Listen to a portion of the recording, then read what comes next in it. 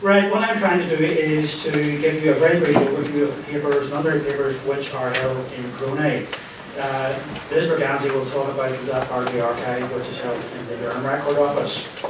The point to make about this collection is that it is a family archive. It's called Londonderry Family Archive. It's actually the Stewart family, or as they later became, the Tempest Stewarts.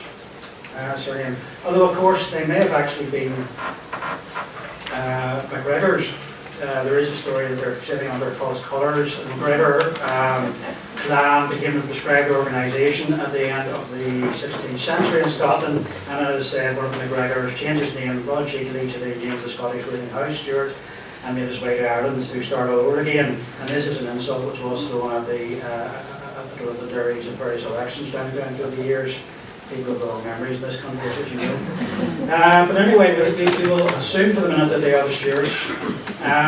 The archive itself is essentially at heart a landed estate archive. We have a large number of landed estate archives.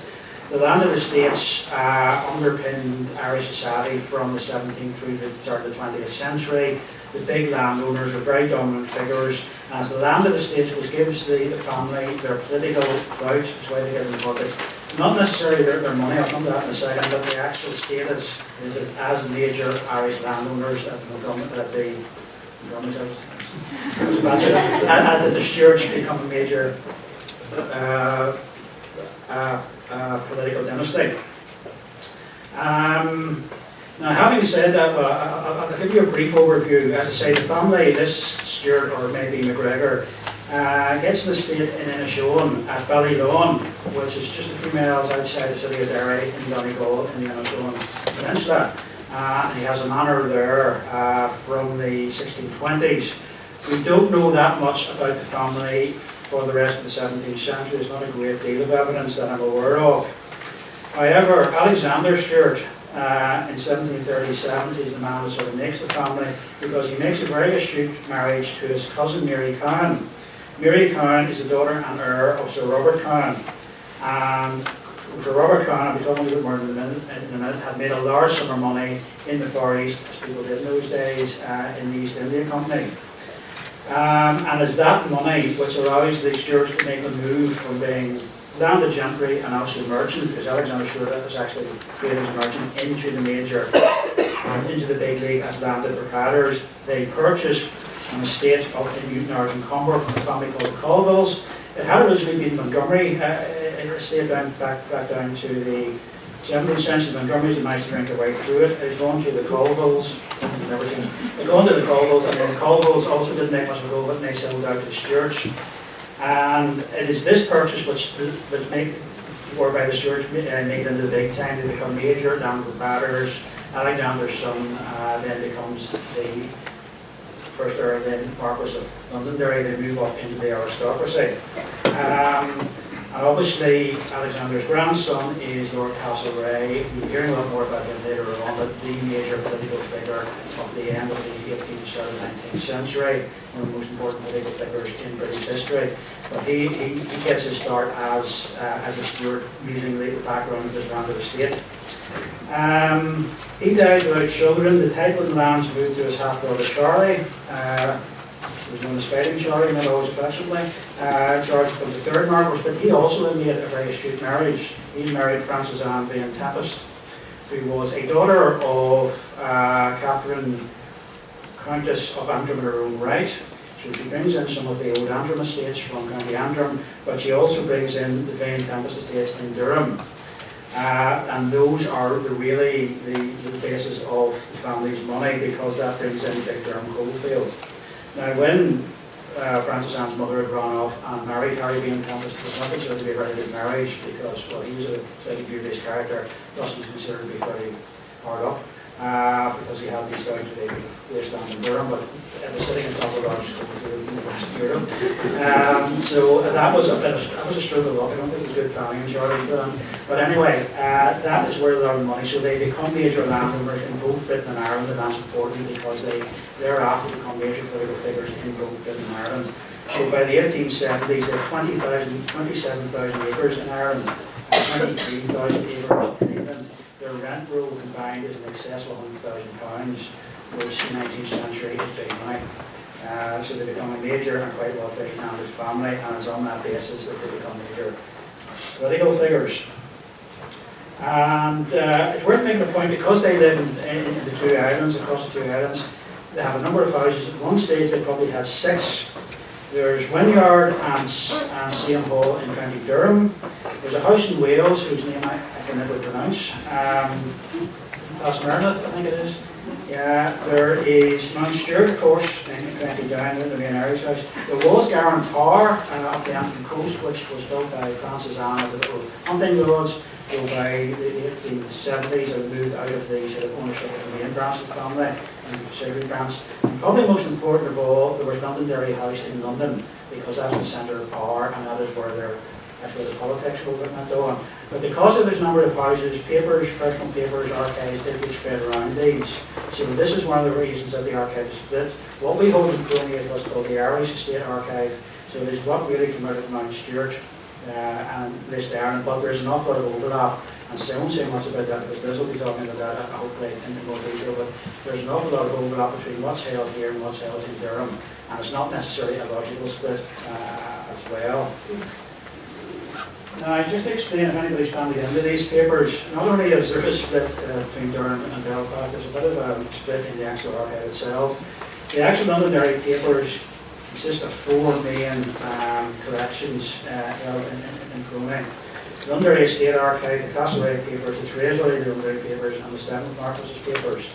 These come in at different times and different times of deposit. They're now all owned by the Record Office, but this split can cause a wee bit of confusion. Essentially, what you should have, the Londonderry Estate Archive should be, as the name suggests, about the estate, property, Mount Stewart, and the running of the Londonderry estates, but there is, as you see in a minute, some personal papers and members of the family in there. The Castlereagh papers obviously are about Castlereagh, but there's also an awful lot of stuff about his brother, the 3rd Marquess, and 3rd Marquess's wife, Francis Anne. So it's not just Castlereagh.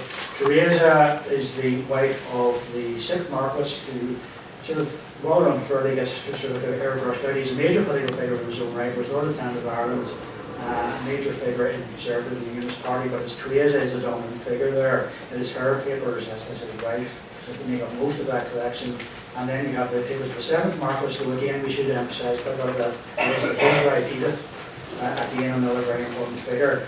So that's the sort of division, but it's worth making a point that when you're researching these papers, you do have to go back and forth across these collections. It's not a neat division. And just by way of example, Francis Anne, Marchioness of Londonderry, wife of the 3rd Marquess. If you're researching her, as one person here knows their cost, you are covering quite a lot of archival ground. There's Francis Anne material in D654 in the estate papers. She also turns up in D3030 the Castlereagh papers because of her husband is his 3rd Marquess. She turns up in D3199 because Edith, wife of the 7th Marquess, did a biography of her, and there's other papers there.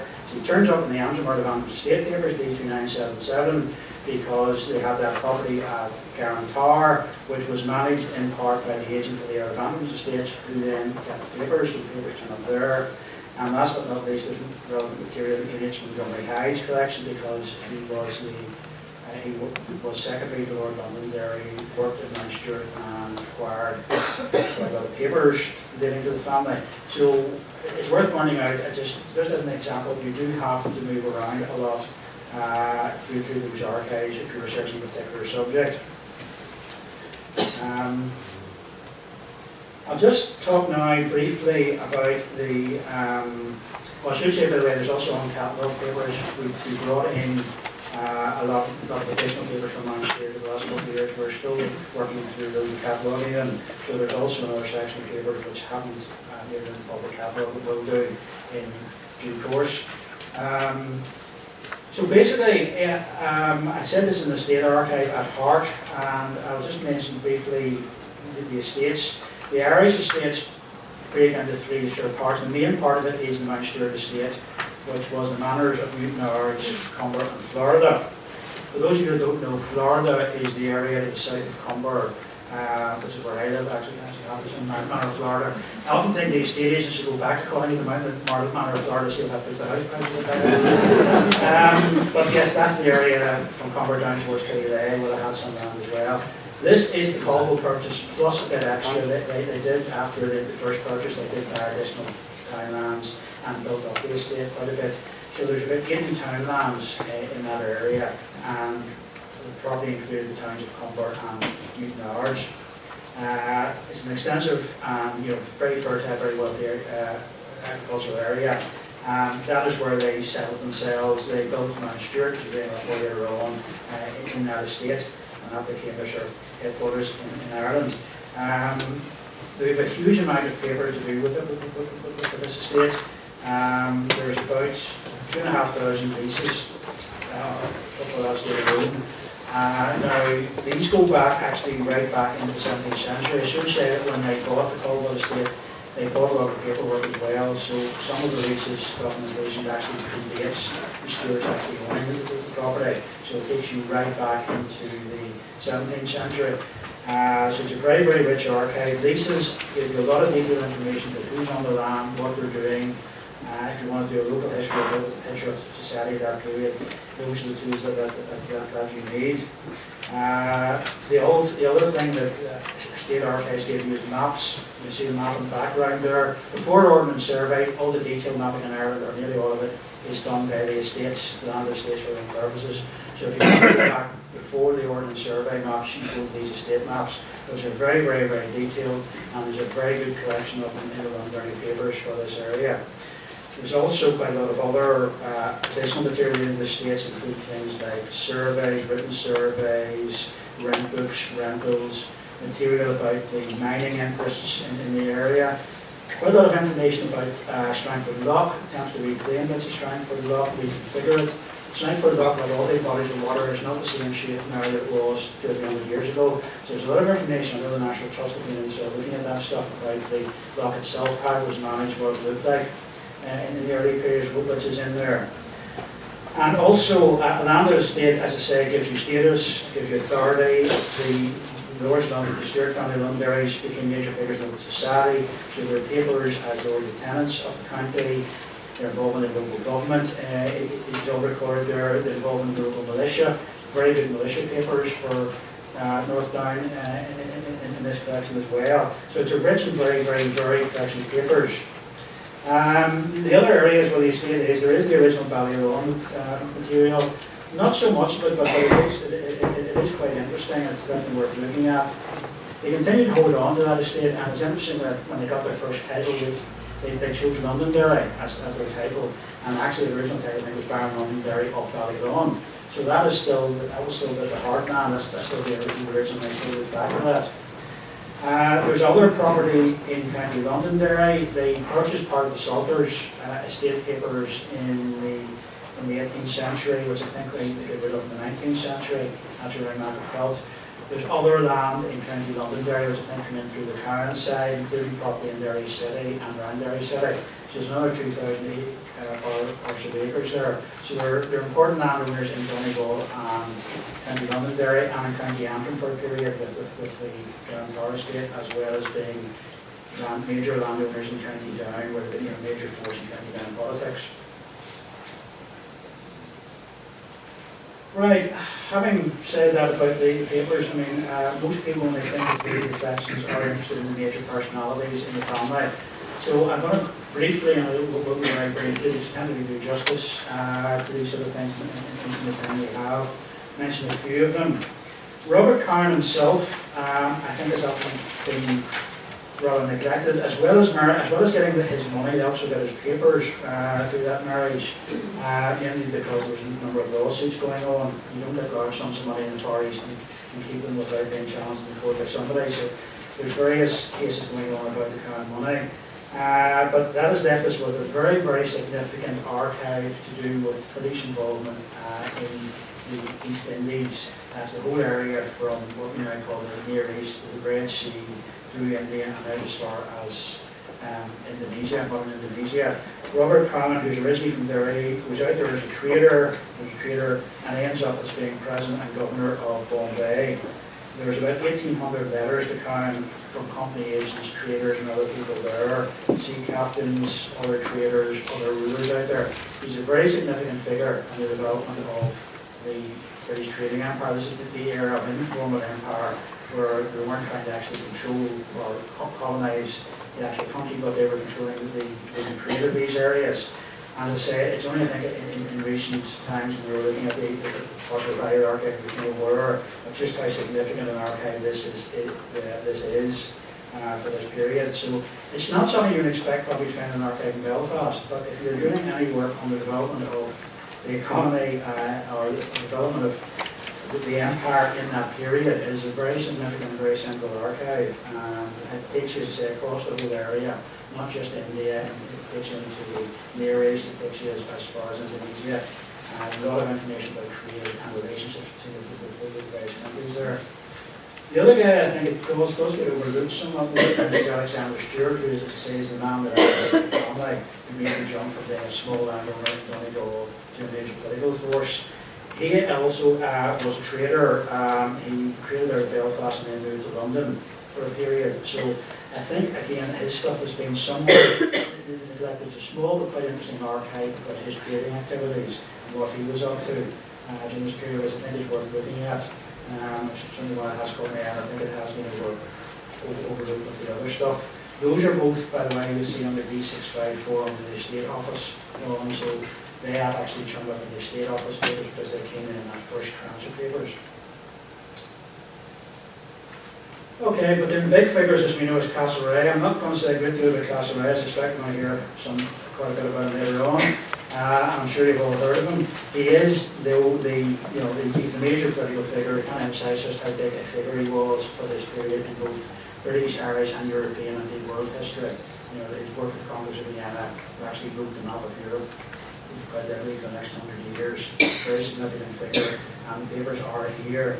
There's 37, the main one of the Castlereagh papers, there's 37 volumes, over 6,000 letters and papers covering his whole career, which are here, plus a lot of additional stuff which has come in later. He held all sorts of offices. He was Chief Secretary for Ireland, the government official actually running Ireland, and he was there during both the 98 Rebellion and the passing of the Act of Union. So he was responsible for suppressing the 98 Rebellion and for passing the Act of Union. He holds other political offices in Britain. He's President of the Board of Control, so he's responsible for running the Far East again, going back to the family roots, responsible for the Indian Empire. Secretary of State for War, Secretary of State for the Colonies, but best remembered as Foreign Secretary and leader of the House, basically more or less acting Prime Minister for some periods. So all that paper is there, all those papers are in the Castlereagh papers, hugely important political archive. But that collection, as I say, also contains a lot of papers of Charlie, his brother, the third Marquess. Jonas found Charlie, he was an army officer, he was in Wellington, he fought with Wellingtons. Some of the accounts of what he did with Wellington are a bit unkind, I'm suggesting that Wellington done very well without him. But he did have quite senior rank. He also, after the war, was in the diplomatic services, so less diplomatic man than he had at the time. Continued the grand British tradition of defending foreigners across Europe for several years after 1815.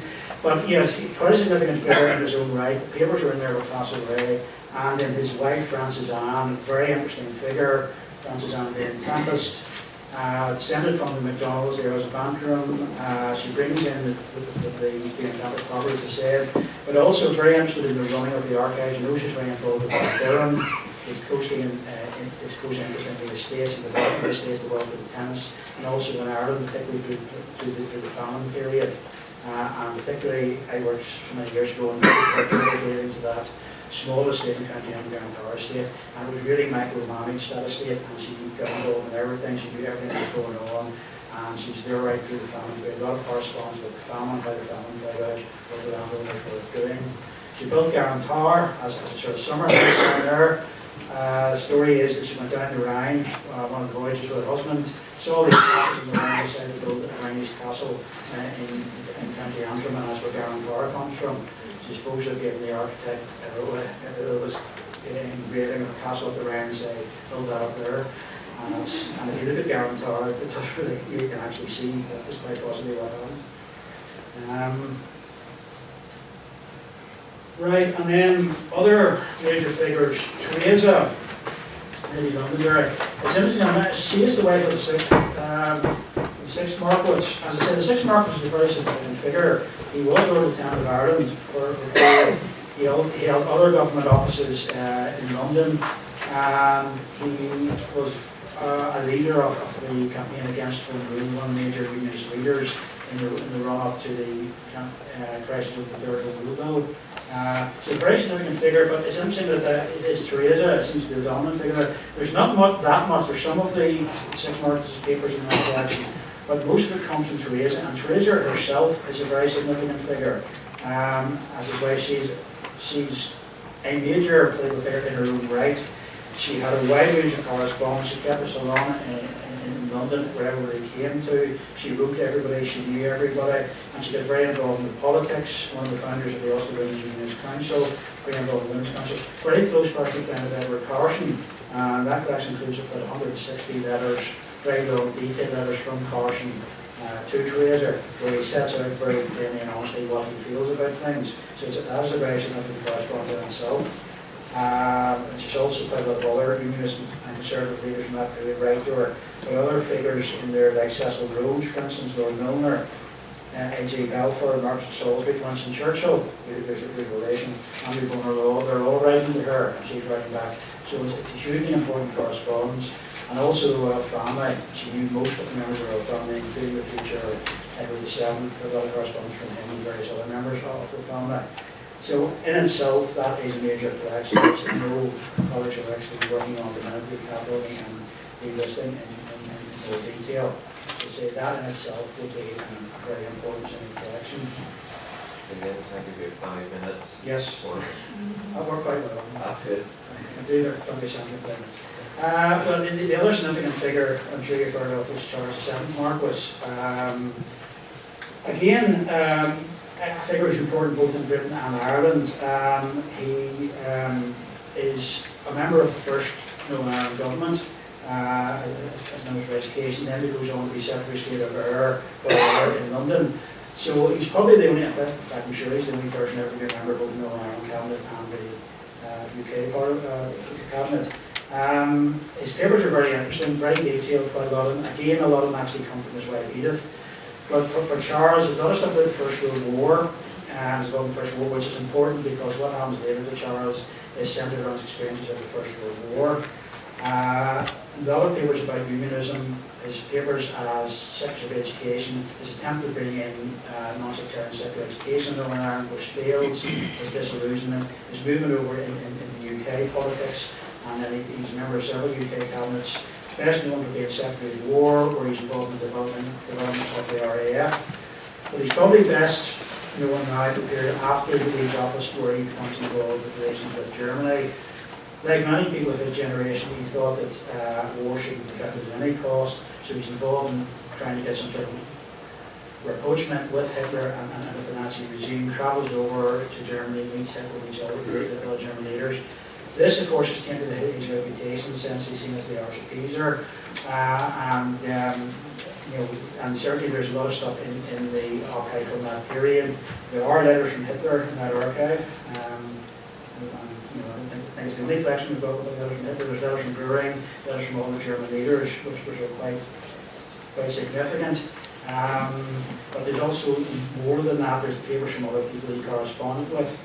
As I say, the emphasis is being on Charles as the appeaser, but I think that collection needs to be looked at in more detail so that you get more context to what he's doing there. There's been a focus on there's a letter from Hitler, and that's the end of the story. But there's more to that story that I think has come out, and I'm hoping now this stuff more be able to people will go back and look at that stuff again, because there's things even more interesting story to be told there. And also Edith, his wife, is a major political figure in her own right. She has this salon, she knows everybody and anybody, lots of literary friends. There's letters that there in the background is from Yates, who's a friend of hers. Sean Casey's a friend of hers. Everybody's a friend of hers. They all write to her.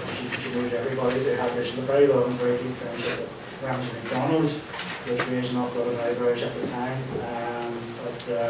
So she in herself is a very significant figure, and her papers are certainly a major treasure trove for all sorts of things for life in this period. I'll just finish up, there's another collection I haven't mentioned yet. We have now acquired the Mount Stewart photograph albums. Those are not catalogued yet, my colleagues are working on that as I speak. I'm not saying it's bad. But in principle we're actually working on it. A very, very important collection with 800 photograph albums. Going right the way back in the 19th century, I found a lovely set of ones showing northbound militia in the 1860s. Mount Stewart, very early collection. But a lot of the stuff is from Mount Stewart in the 1930s and 40s and 50s, where we see the social life of the place. You see who comes to Mount Stewart. Everybody and everybody is coming to Mount Stewart. The other stuff about aviation, I suspect there's some people here from who have an interest in aviation matters. So I put this photograph, this is just happened on the scan ones that haven't really come across. It's Newton Arch Aerodrome. Lord Londonderry wanted to develop Newton Arch, was now Newton Arch Airfield, as the main aerodrome for Belfast. So that is it in 1938. And if you do a little bit of research, you'll see that little plane in the corner. And you can actually read the registration number of it, which is Golf Alpha Charlie Tango X-Ray. And as some people in the room will know, that you can then go on to the Civil Aviation Database and look that up. And you'll find out that it is actually Lord Londonderry's own private Avro Cadet, which he then sold in April 1939. So I thought that would be a suitable honorary note to end it.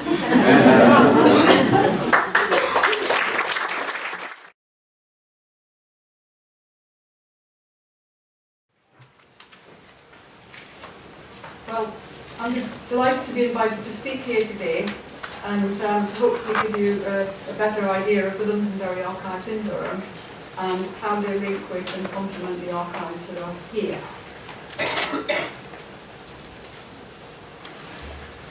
Durham County Record Office is a local authority archive. So we're part of Durham County Council, but we also serve the borough of Darlington. There we are, based in County Hall in Durham. Unfortunately, we don't have a lovely building like we've got here, but it's one of our ambitions to move. But you can see it's a 1960s building. First county archivist appointed in 1962. Record office set up in the new County Hall when it opened in 1963. And we basically occupy the basement of the whole of the front of that building. We have some statutory functions. The primary one to actually select and preserve the archives, but there's not a lot of point in having them if you don't make them accessible. So the secondary function there is to make them available as widely as possible. And we have the usual sorts of archives that you would expect in any county record office. Starting obviously with the County Council's own records, but then we collect from the church, from industries, businesses, and the estates and families, individuals, and so on. And one of the first collections that was deposited in the new County Record Office in 1963, in August, was the hugely significant Londonderry archive. And that was deposited by the 9th Marquess, and it remains one of the largest and most important collections in the Record Office. And I should point out that that collection does still belong to the family. The county archivist at the time was Alan Seaman, and when he approached Lord Londonderry, this was the quotation that appears in the book, the published catalogue, that Lord Londonderry was very glad to be able to make the archive publicly accessible.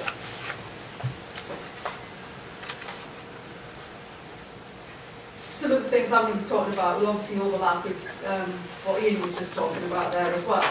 Part of the first deposit of archives was actually assembled by Charles William Lord Stewart, the 3rd Marquess, and by his wife, Lady Frances Anne Bain Tempest. And the collection that came in then consisted of 3 separate but not mutually exclusive groups of records. Firstly, there was the Wynyard Park archives, and they include monuments of title, which do go back to the medieval period, estate archives, personal papers and correspondence of the 3rd, 5th and the 6th Marquesses. There were also archives from Londonderry House in Park Lane in London, but they had actually been sent to Wynyard in 1951. And the records there's a fine series of volumes of political and social news cuttings. We've got the correspondence of Edith Lady Londonderry, and diaries of Henry John Vane Tempest, and also the archives of the racing stuff. And then the final part of that collection that came in there was from the Londonderry Estate Office at Seaham, from Seaham Harbour.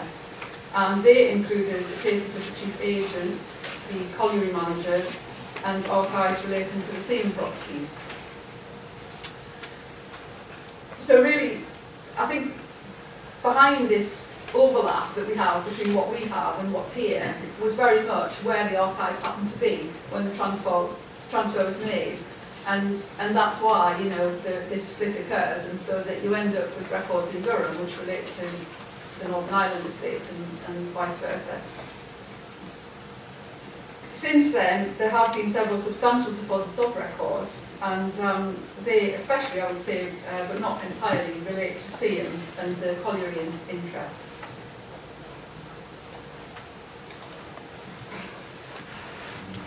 So, the family with the longest connection with Durham are the Tempests, and the branch of interest here sprang from Roland, who was the brother of Sir Nicholas Tempest of Stella, Stella being a settlement on the south side of the River Tyne to the west of Gateshead. And his son Thomas settled near Darlington. In 1640, Thomas was knighted and was made Attorney General of Ireland, and his son John married Elizabeth Heath in 1642. She was the sole heiress to the estates of Keepier Hospital in Durham.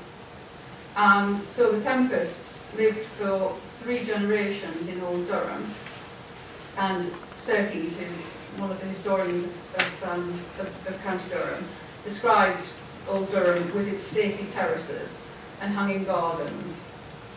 And the Tempest family also acquired lands in the Houghton and Penshire area of the county.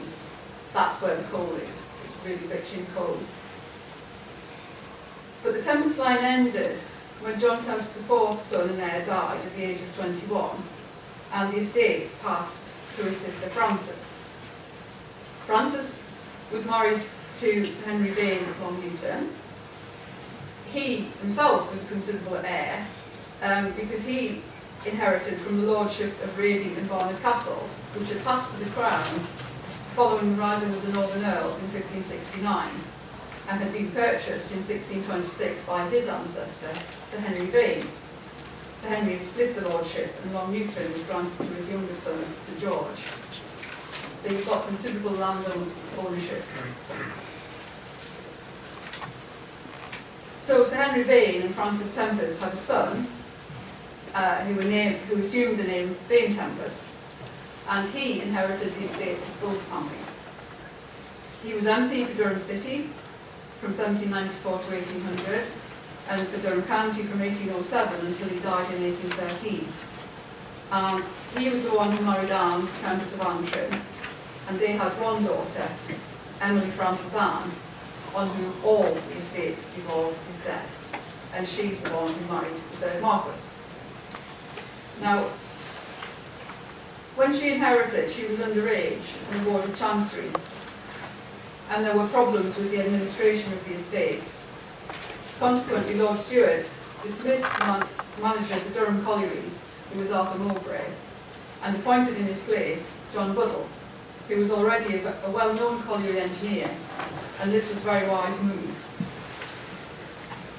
And among the Londonderry correspondence, we have the letters here which talk about the dismissal of Arthur Mowbray and the appointment of John Buddle in his place. But I'll come back to the collieries later. So that's sort of a quick potted history of the connection of the family to County Durham. But if we go back to the title that I came up with for this presentation, really it was to try and give an indication of the breadth of this collection. It really is a fantastic collection. So if we start with the statesmen, and notably Castlereagh and third Marquess, Charlie. So as you all know much better than I do, Robert Stewart, 1769 to 1822, second Marquess, known as Viscount Castlereagh until his father's death in 1821. And as Ian's just alluded to, most of the Castlereagh papers were transferred from Londonderry House to PRONI in 1951. But some had made their way to Wynyard, and therefore they ended up in Durham. So Castlereagh was MP for County Down, he was Irish Chief Secretary in 1799, he supported the Union of Great Britain and Ireland, which he achieved in 1800. He became Secretary of State for War in 1805, 1806 to 9 when he planned the Peninsular Expedition. But one notable incident in his career, while the country was at war with Napoleon, was when he fought a duel with George Canning on Putney Heath on 21st of September 1809. Canning was Foreign Secretary and was a cabinet rival, and the Portland government had been become increasingly paralysed by disputes between the two men. The Prime Minister, the Duke of Portland, was in deteriorating health, and really he gave no lead, and until Canning threatened resignation unless Castlereagh was removed and replaced by Lord Wellesley. And I think it's probably fair to say that Wellesley himself wasn't complicit, probably wasn't even aware of the arrangement, but Portland secretly agreed to make this change when it became possible. But Castlereagh found out about this, and he resigned. And he was shown letters from Canning seeking his removal from office, at which point he sent a challenge to Canning. And the two men then met on Putney Heath. Both missed with their first shot, but on second, Castlereagh hit a button on, Canning hit a button on Castlereagh's coat, and Castlereagh wounded Canning in the thigh. So they both survived. But among the correspondence is a letter from Charles Stewart to his brother Castlereagh. So that was written on the 20th of October 1809, the one that's on the display there. And in that he refers to a conversation with General Arthur Wellesley, who became the Duke of Wellington. And he admitted that Castlereagh had been basely treated, but equally so by those you reckoned your best friends, as by him you deemed most your enemy. And Stewart goes on to discuss the events. He roundly condemns Canning and his cabinet colleagues. Canning, no doubt, was the active enemy, but from the conduct of the rest, they were all passive, not one active friend in the set. All base, cursed deceivers. Clothing brush change is really important. Anyway, after this incident, there was huge outrage, as you would expect, and the two cabinet ministers both felt compelled to resign. 6 months later, Canning published an account of his actions in the affair, and I think many who initially rallied to him actually became convinced that Castlereagh had been betrayed by his cabinet colleague. But Castlereagh, as you know, returned to government as Foreign Secretary in 1812 and remained in post until he died 10 years later. And he was central to the management of the coalition that defeated Napoleon and the principal British diplomat at the Congress of Vienna.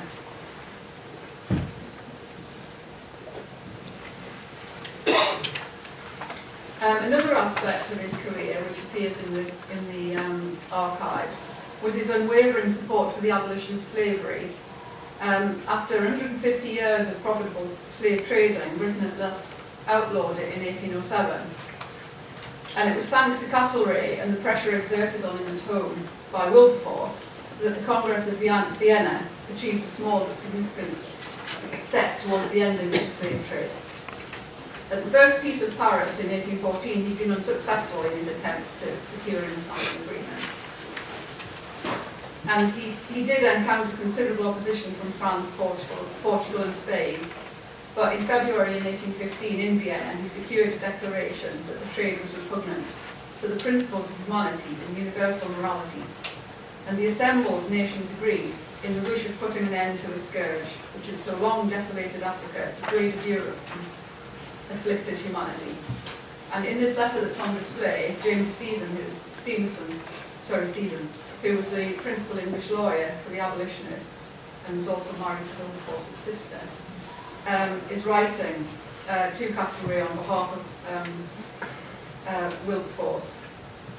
And he makes proposals for effective measures against the slave trade, especially if the agreements are broken by smugglers in time of peace, when they don't have the right of visitation and search. And there's also a couple of maps of Africa in Castlereagh Papers, this one annotated by Castlereagh, and the notes that are on there, considerable as you can see, notes about where the slave trade has been extinguished and where it's still prevalent. And this map was actually being put on display in the Foreign Office in London.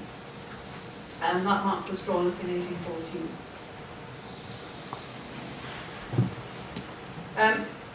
The correspondence which we've been looking at so far, it is particularly voluminous and diverse, and it's also of great significance for research, not only for Castlereagh, but also for his half-brother, the third Marquess Charles.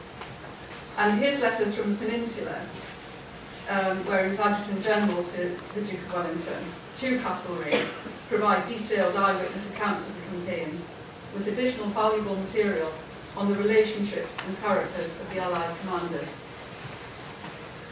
Stewart's papers include reports from secret agents in France, when he was ambassador in Paris, 1815-16.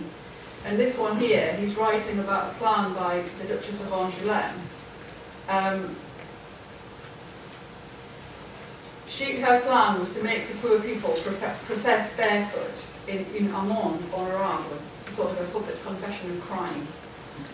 On being told that nobody would do this, she named respectable people that shall be obliged to do it. Stewart believed in this letter that this hastened the plan to enter the Tuileries and put her and the rest of the family out of the way, and he describes such an attempt, foiled by God. But the context for this is Napoleon's return to France in March 1915, followed by his defeat at Waterloo. And Marie-Thérèse, the Duchess, had rallied the troops against Napoleon. And Stewart reports that this information came from a general, and whether true or false, demonstrates the unusual ferment in the town, how much the Duchess is detested, and the King is equally in danger, as he's supposed to listen to her counsel. And here, marked most secret and private, is a letter from Stewart in Milan to Castlereagh. In this time, reporting on the conduct of the Princess of Wales, later Queen Caroline, in February 1816.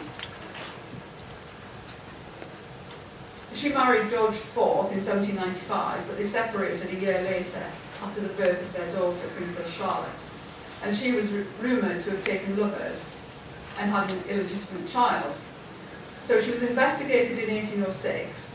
The rumours were refuted. In 1814, Caroline moved to Italy and was again accused of taking lovers. George set up a second investigation, and hence Stewart's secret reports. Well, Caroline, however, did return to England when George IV acceded to the throne in 1820, and she was popular with the people. But she died 3 weeks after the coronation in July 1821, which she was barred from attending by her husband. Stewart resigned from the diplomatic service in 1822 when he became third Marquess, and he devoted himself to the improvement of the Durham and the Irish estates. But he did maintain his political connections until his death, and this is reflected in the Durham archive in 3,000 letters he received from friends, including Disraeli, Lord Aberdeen, Sir Robert Peel, Lord Derby, and the Duke of Wellington. And in this letter, Arthur Wellesley, the first Duke of Wellington, asks his friend Charles to attend the House of Lords, as it is probable that business of importance will be brought under the consideration of the two houses at an early period of the session, following the King's calling of the Parliament in 1844. This letter may well be referring to the debates about the repeal of the Corn Laws, which was finally achieved in 1846, which had obviously become more pressing with the famine here in Ireland. And the tone of the letter, the instructions, it's an example of the military discipline which the Duke of Wellington enforced on the House of Lords for its own good, to ensure the bill's successful passage through the House. Charles, the sixth Marquess, returned the family to political prominence. Unfortunately, none of his correspondence is among the Durham archives. We've recently acquired these photographs. There's this one, and the other one is of his wife, Teresa. So these were taken by Lafayette on the coronation of King Edward VII in 1902. We believe these were probably in Wynyard, and they came, I mean, I can't really say where they came from. We did purchase them.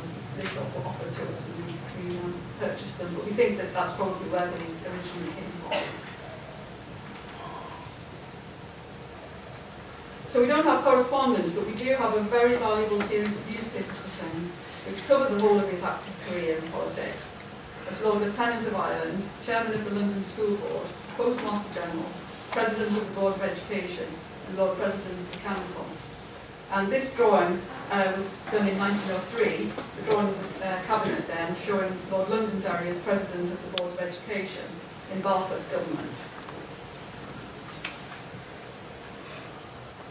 At the same time, he was appointed Lord President of the Council.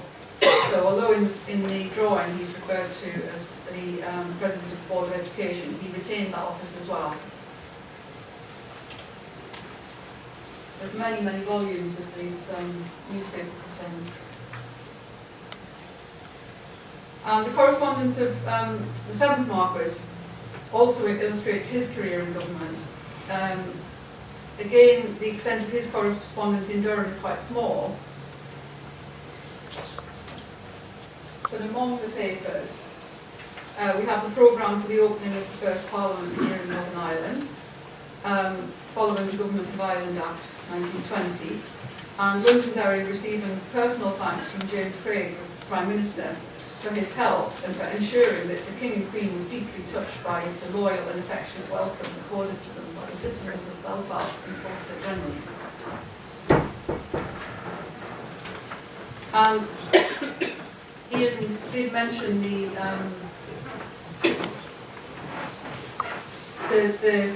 period with the appeasement and so on in Germany, and this correspondence here jumps us forward to 1937 and the fears of Germany's ambitions. So Londonderry's in correspondence with Sir Neville Henderson, who was British Ambassador to Germany from 1937 to 1939. As Ian mentioned, Londonderry had made many visits to Germany, and in 1936 Hitler had actually revealed to him his plans to invade Czechoslovakia and Poland, and Londonderry did report those plans back to the British government. And here he mentions his misgivings about the government's reaction and the lack of rearmament. Neville Henderson, but also an appeaser, believed that Hitler could be pushed towards peace and cooperation. He had missed Londonderry on this visit to Berlin, but he does regret the chances that have been missed by the government. It makes me weep to see all the good cards we've thrown away and how badly we played our hand. So, the socialites. As you'd expect of a family like this, and as Ian's already mentioned, the social collections are considerable. Let's give it 5 minutes. Yeah, okay, I'll just go through them. This we would concentrate on the women of the family. So we have Teresa, Lady Londonderry. This is her mother's obituary. Her mother knew everybody worth knowing, from a society, literary or artistic point of view. And Teresa's social circle was equally as wide. Picture there of Wynyard, fine setting for entertaining. Set in a state of 7,000 acres. And the collection contains many examples of guest lists and menus for entertaining there. The invitations carefully record who's accepted, declined, how many men and women there are. And this list here includes an invitation to Mr. Ball from the Keepier Grammar School at Hopely Spring. The family, that was one of the interests of the family, and they appointed the governors there. And on Teresa's death in 1919, the letters of condolence that were sent to her son Charles show that her circle was as wide as her mother's. and include letters from King George V, Winston Churchill, and many other well-known figures of the day.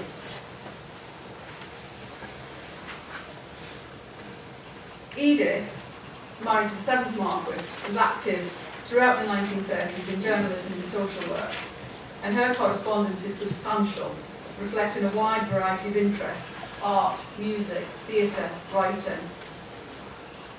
Here we have examples of her delight at Charlie, the 7th Marquess, obtaining a painting by Herring of the thoroughbred racehorse Hermit, and also a letter from Forbes Dawson, actor and writer, where he's discussing the possibilities of turning Magic Ink Pot into a film.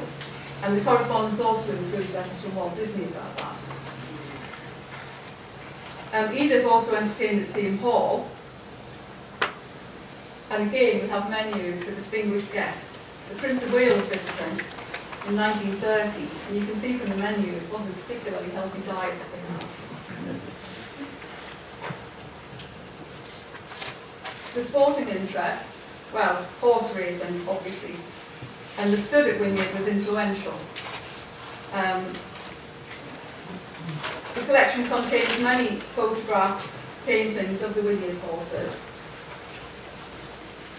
The Ladies' Field here in September 1912 celebrates the fact that the Wynyard race horses are racing under Lord Londonderry's colours.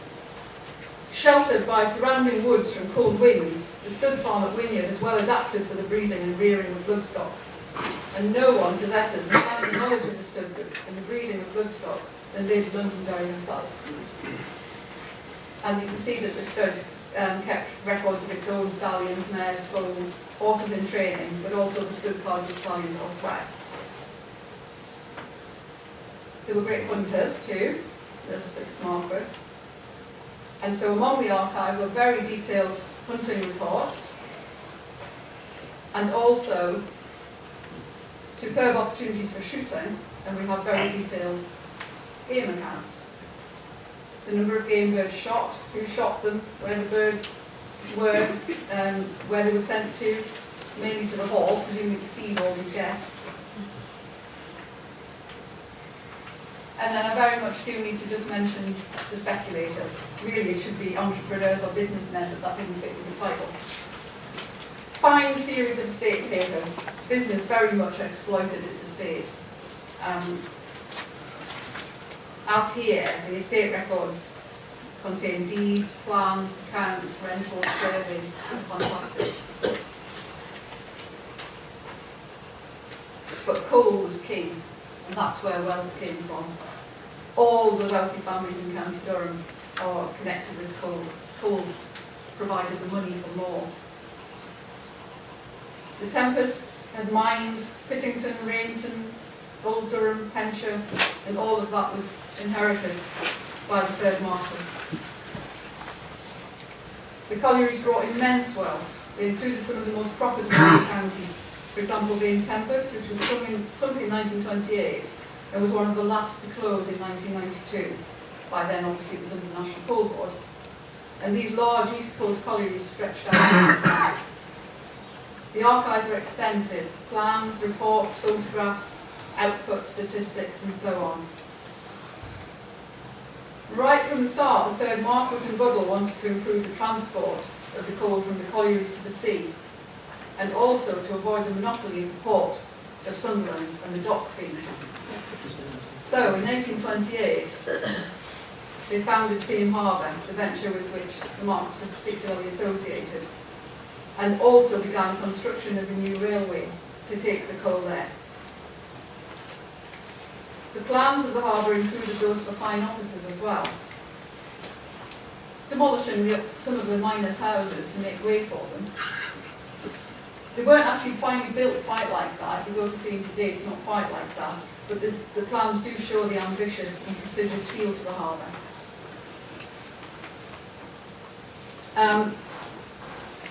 Prominent in the Coal Owners Association, the Londonderrys also frequently came into conflict with their workforce and the unions. This includes the Great Strike on the Northumberland and Durham coalfield in 1844, which was a very long and bitter struggle. The miners and their families were evicted. Londonderry brought employees from his Irish estates to to break the strike. There was great hardship, and the miners were finally starved into submission. It has to be said that the coal owners also lost out, and there are estimates that collectively they probably lost £500,000 from the strike. I won't be much longer. Also notable is the Silksworth strike in 1890-91. That was about union membership by the deputies, and Londonderry ordered the eviction of the miners from their houses and recruited men from Hartlepool to do so. Crowds from Sunderland travelled to witness the events, and that actually resulted in the only violent incident with the police.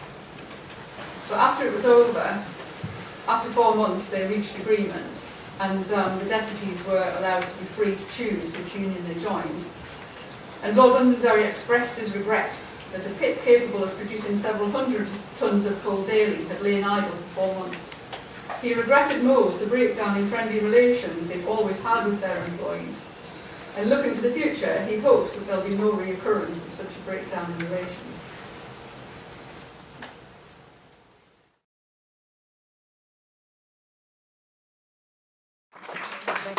It's great to be here, and I commend PRONI and the team here on this fantastic afternoon and this introduction to papers. It is a phenomenally important collection, and it's wonderful to be associated with that collection.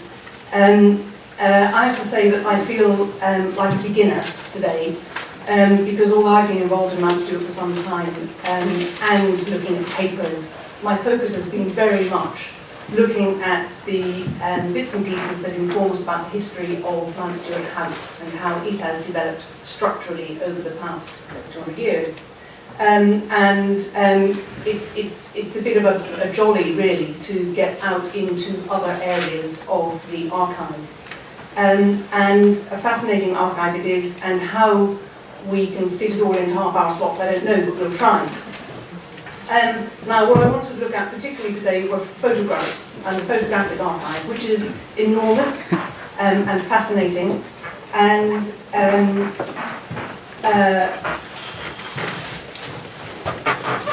the photographic archive, which has until recently been very much at Mount Stewart, but there's also been a lot here in Public Record Office and indeed in County Durham, is enormously important and has helped us understand how the house has developed over the years. And they've also given us an insight into how life was lived at Mount Stewart, and that for us is equally important. Now, you may be familiar with the fact that there are many photographs of the gardens of Mount Stewart from the late 19th century right through the development of the gardens that Lady Edith Londonderry commenced in the 1920 or thereabouts, and right way through to the present day. Much published, much photographed, both amateur snaps and professionally, and also Lady Londonderry kept extensive diaries and catalogues and books about both her plans and what she actually carried out at Mount Stewart. But about the inside of the house, very little. And that's been one of our challenges. There are a number of photographs taken at various stages that show the interior of the house, but only maybe 2 or 3 rooms. And those rooms will have been photographed maybe 2 or 3 times, and that's it. So of all the rooms in Mount Stewart, maybe we have photographs of 5% of them.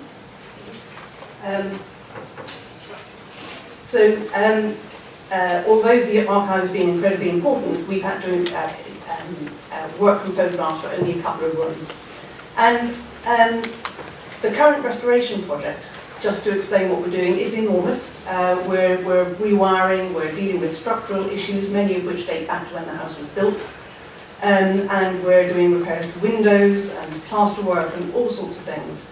And that is quite disruptive work, and much of it means that we're going to be redecorating many of the rooms in the house. Most of those rooms will go back exactly as they had been before. But the aim at the end of this project is to show a Mount Stewart refreshed. We're not trying to keep a sense of decayed elegance, because decay was not part of the family spirit. They were very much, especially Edith, Lady Londonderry in the early 20th century, wanted everything fresh and new and bright and sunny and shiny, and that's how we're doing it. And we're not trying to turn back the clock to some 19th century distant past either. We're very much preserving the house as it is, in its 20th century guise, with Lady Mary's contributions and indeed contributions from Lady Rose Lauritsen, the granddaughter of Lady Londonderry. So these are the two key people who created the house as we know it today, Charles VII Marquess and Edith. Both, as we've heard, incredibly important socially, politically, and hugely industrious, and Edith in particular, immensely energetic. They both had enormous amounts of energy, but Edith was extraordinary, and a towering and forceful personality. And when you went to stay with her at Mount Stewart, you got involved. She got people doing things all the time. Just to flip back, this is the earliest photograph that I've come across of the outside of the house, and it's 1872 and it's in PRONI. It's from the address to the 5th Marquess on his inheriting the title of the County Down estates from his tenants. And so the book is mainly lots and lots of signatures. But I think this is a wonderful view of the south side of the house, which we all know today to be covered in fantastic magnolias and creepers, and there's the formal terrace, and great herbaceous borders. And then it was very, very simple and plain. And you can even see in the centre of the picture, above the pediment, the glass dome that used to be over the double-height billiard room, which was one of the changes made in the early 20th century. The billiard room was cut in half, horizontally, made into a saloon or smoking room down below and above. So in the early 20th century, the Londonderrys did make a lot of significant structural changes to the house. They were not shy in doing that. And that in itself has given us just a few problems that we're dealing with now. So I just want to look at two spaces as a teaser, if you like, a bit of an amuse-bouche for you, so that when you come back to Mount Stewart and see the house during the building works next year, and then in 2015, you can see, understand some of the changes we've made. This comes from an album of photographs and newspaper cuttings relating to the royal visit of Edward and Alexandra in 1903. And it's a wonderful album, and there are wonderful photographs in it, again, just a few rooms. And I don't know who took them, that's another piece of work that needs to be done, but it's possible that they were done by Teresa, who was a keen photographer, and Teresa, the wife of the 6th Marquess, had a dark room at Wynyard, which was discovered by or rediscovered by the 9th Marquess, and he actually published a book about it, the Londonderry album. I think she started this dark room really for her son Reginald, who was a poorly child. He died eventually at the age of 19 in 1899. And photography seemed to be a suitable hobby for him to have in his youth. He wasn't the kind of guy who was going to be doing hunting and riding and running. Though he did amuse himself by learning how to drive the locomotive of the Seaham colliery. So he would be at the helm of that. Anyway, this remarkable record shows us what Mount Stewart was like in 1903. And here we see the staircase, and it's recognisable as it is today, but with some interesting differences. For instance, the many stags' antlers all around the walls, and there were 56 of them in the imagery 1895, including the ram's horns. And I don't know whether you can make it out, but the walls are actually covered in wallpaper, flowery wallpaper, which is an interesting interior decorative scheme. And it seems that in the 19th century, nearly all the rooms in Mount Stewart were papered. And those papers were removed in the early 20th century, and many of the interiors were just distempered. And Lady Rose indeed remembers the house being very much distemper colour, as she calls it, so a sort of off-white stony colour.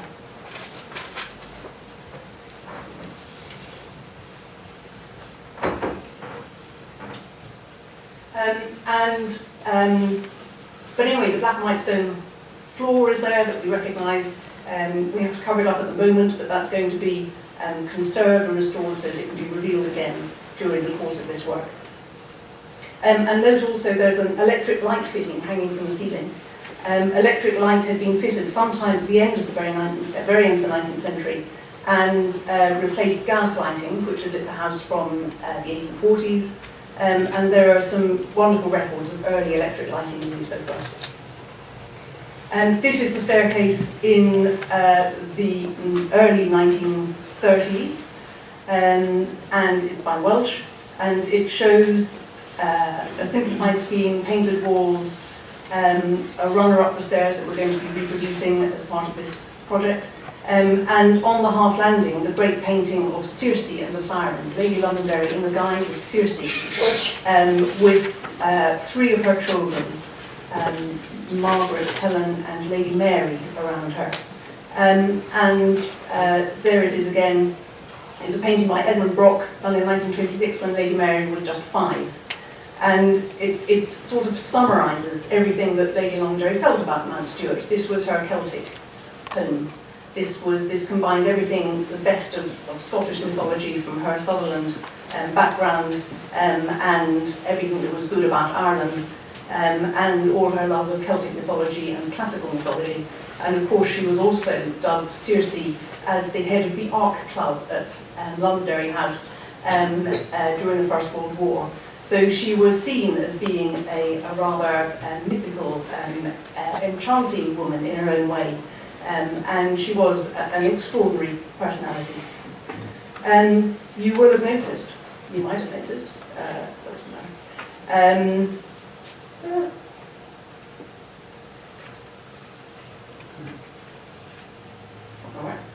on the previous image, that painting had a gilt frame, and on this image it has a very plain frame, which is still the frame on it now. But we found the gilt frame in a back bedroom, and we're going to put the gilt frame back on. And also, this is around the corner from the stairs hall. This is the extension of the black and white hall, and it's this wonderful turquoise colour which was implemented in the 1950s by Lady Londonderry. I said that earlier on, much of the house had been painted in distemper colour, but in the 1950s, her husband died in 1949. In the 1950s, she really let fling with colours in the house. And she introduced this extraordinary turquoise colour with sort of greeny ceilings and stone-coloured plasterwork.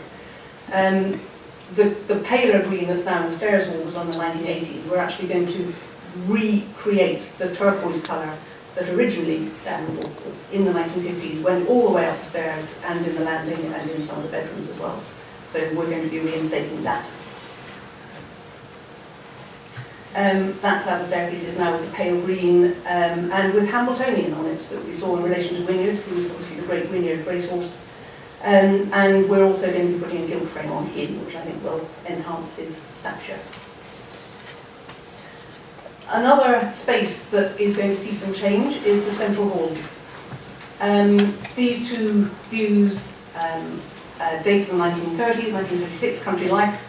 And they show the central hall as it was from the mid-19th century, stone-covered, with a stone floor, set in a pattern sort of radiating out from the centre, and with a timber balustrade around the gallery, with 4 great mahogany doors, 2 of which were false but symmetrically arranged on the gallery, and then up at the highest level, a great stained glass dome.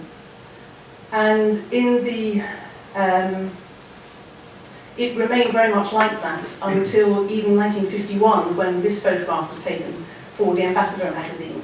And again, you can see that stone floor, the timber balustrade, the marble columns, which of course painted marble, painted to imitate marble.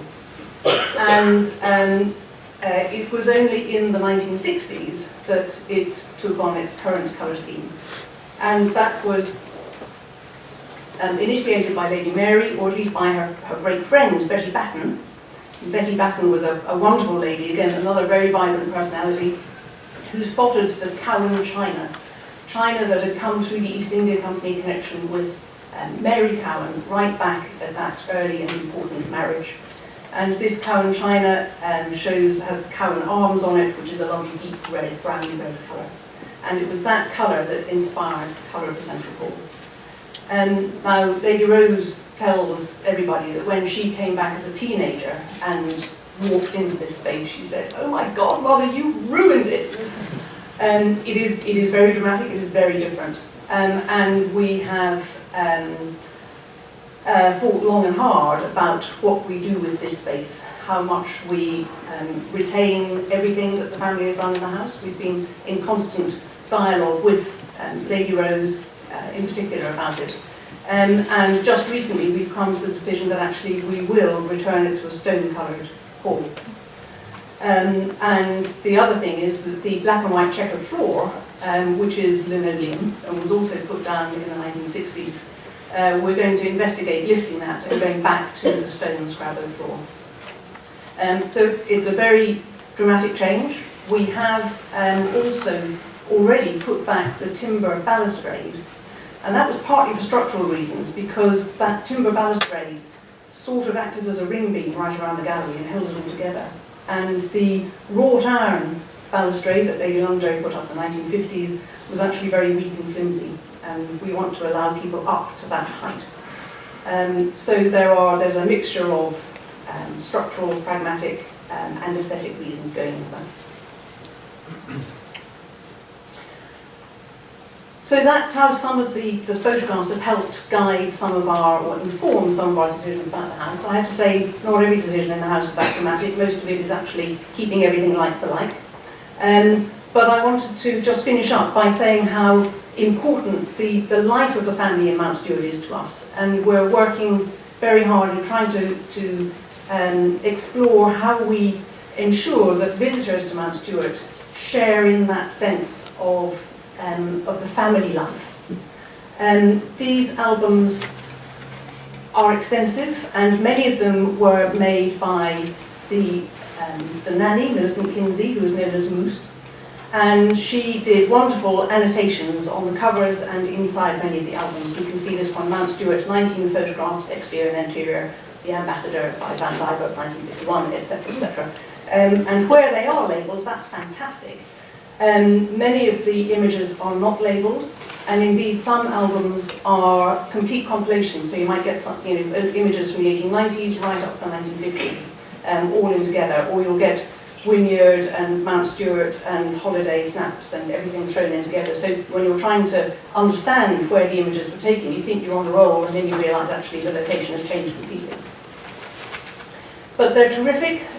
They are a complete mixture of formal, professional photography and informal snaps. And I mentioned Teresa and Reginald earlier on that there was a great history of photography in the family. They also loved it and they appreciated it as an art form and as a way of recording events, important events. And there are many, many formal portraits of members of the family, especially in coronation and opening Parliament robes, and with the diamonds on. The rocks are in big evidence. And fantastic things. A lovely one of Lady Londonderry there in her Women's Legion uniform, top right. But also much more evocative, in a way, are the informal family scenes. And this one at the bottom is a lovely 1921 view of most of the family. Edith in the centre, holding Lady Mary as a little chubby baby. And she has her two middle daughters with her, Margaret and Helen, and Robin, who was to become the 8th Marquess. Robin was nearly 20 years older than Lady Mary, so there was an enormous gap between them. And Lady Mary was very much the favoured youngest child. She said herself that she had an idyllic upbringing at Mount Stewart. And no wonder why. I mean, she was able to participate in everything that her parents did there. When they were away, Parliament, or travelling, if she didn't go with them, then she was at Mount Stewart on her own, but enjoying a wild life. And there was a lot of flying. There were lots of dogs. Here is the hangar that was for some years at Mount Stewart, on the field where the kist burial used to be. There was a very important kist burial just on the big meadow down below the Temple of the Winds. The kist burial was removed to make way for a runway. And but Lady Rose says the runway was not actually long enough, and you had to sort of drive around in circles before you could take off. But anyway, this hangar was there until the early 50s, and there's Lady Mary with her parents propping up a propeller. And there she is at the Portoverio Regatta, 1927, August the 5th. Then it must be 1937, and looking very glamorous, as she always did. And then besides that, two other images. One of Lady Mary dressing up as Siegfried in sort of animal skins. And dressing up was an enormous part of their life as well. They just had enormous fun. And down below that is a view of the swimming pool at Mount Stewart, which sadly is well, you can't see it anymore. Part of it's still there, but I hope we can rebuild it someday.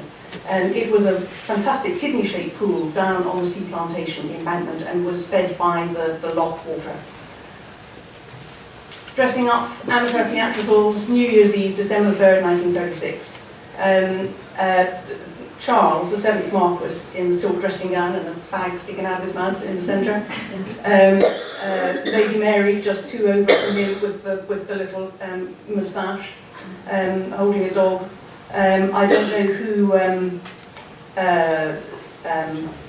Ollie and Stan and Ollie are. Anyway, we must identify all the people in these things. They're just fantastic. And here's one from February 1940. The Cracked Crazy Gang is what this one was titled. And there they are doing some theatrical production. Swimming. When you went to Mount Stewart, you left your bedroom in the morning and you didn't get back until night time.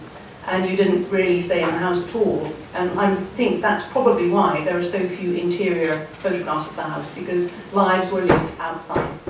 And no heated swimming pools in those days. Swimming in the loch or swimming in the swimming pool. There's Maureen with Edith and little Mary. That's a view of the swimming pool, which was a very beautiful and glamorous thing with lovely planted terraces, changing rooms. And there are lots and lots of views of people, especially in the sort of late 30s, early 40s, just hanging around by the pool. And on the south terrace of the house as well, sitting in deck chairs, absorbing the sun, generally having a good time.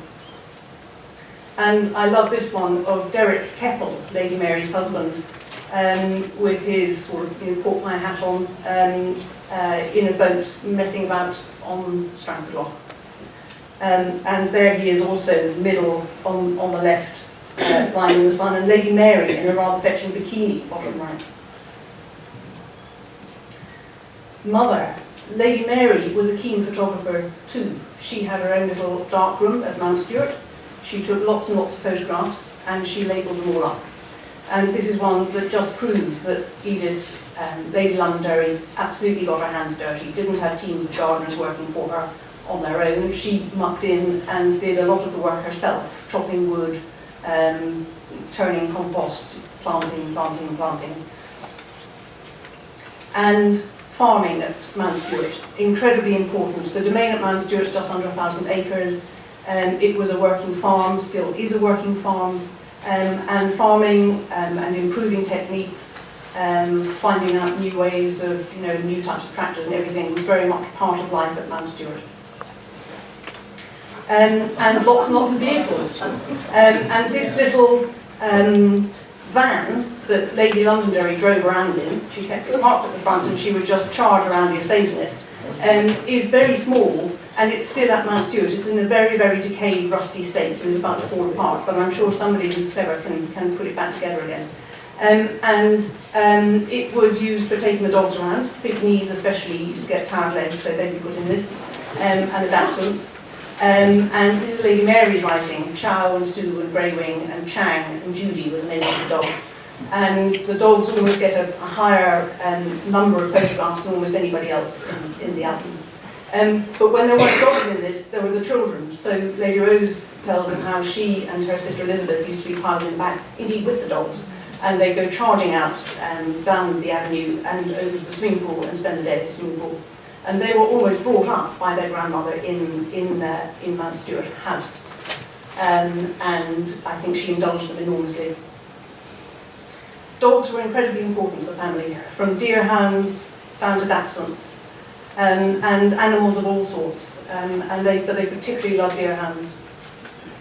And horses, of course, fundamental to country life. Hunting, racing, we've seen a racing connection with Wynyard, well, very powerful too at Mount Stewart. And of course, Lady Mary was stud there for many years, which was very successful. And she bred terrific horses like Fighting Charlie, who won the Donegal Cup. I think just some of these images are so evocative. There's the counted down staghounds at the front door of Mount Stewart, looking out into the front gravel. And Lady Mary, as a child, on her little horse, about to head off, so excited and so full of animation. And there are many photographs of her riding in the albums, and she was always such a natural rider, very confident, and just always so excited and hyped up about it. The few days I spent as a child learning how to ride, I was terrified. But these kids obviously just got on at age 1 and continued, and they just was completely at one with the horse. So lots of horses. Mount Stewart Horse Show 1946, prizes being given, little young jockeys lined up, jumps laid out in the fields. And other kinds of animals too. Lady Mary was very keen on birds. We know that in the gardens there were, at one stage, well, there were flamingos, and there were green tree frogs, and there were all sorts of things that added colour and animation and noise in particular. Just as Lady Londonderry loved scented plants, she loved noisy animals. When you go to Mount Stewart, there are some little shallow ponds that have almost like little ladders out of them, and people often think that those are for letting sort of newts or frogs climb out, if they get stuck in and they can't climb up walls. Not at all, they were for letting the dachshunds out if they got stuck in. So look out for those. But anyway, Lady Mary had a whole string of parrots and macaws, and here she is, and she's being gazed at by her 2 daughters, Elizabeth and Rose. And there she is with some of her horses from the Mount Stewart stud up at the stable block. Peter Brannigan and Willie Kirk, the 2 grooms. When you want to show your horse off, why not bring it into the house? This is Lady Rose in the entrance hall with her horse Neponica, and she remembers doing that. And I said, why did you bring the horse into the house? She said, well, just to show him off. And apparently Lady Mary had brought one of her hunters up the main stairs at one stage, which was actually relatively easy, but getting the horse down again was a real problem. But also quite emotional images. This is Lady Londonderry, her coffin lying in the chapel at Mount Stewart. And flowers, of course, lots of flowers. And the chapel is, although it's a store actually at the moment while we're doing the building works, but it's still a consecrated space, and it is used by the family and will continue to be used after we've finished. And it has always been a place of very special meditation and thought. And there are very powerful images of the funerals of both Lord Londonderry in 1949 and of Edith in 1959. And I thought we'd just finish with this view of the 2 of them at the gate to Tirnanog, the family burial ground at Mount Stewart, where they both now lie at peace and hopefully are looking down positively on what we're doing. I hope they approve. And they were such fantastic people. They've given us so much, and now we're able to share that so much with everybody else. There's a lot to be discovered, as we know, about Mount Stewart, about the history, about the albums, and through all the papers. And I just see this as another great beginning. And hope to see you there in a year or so. Thank you.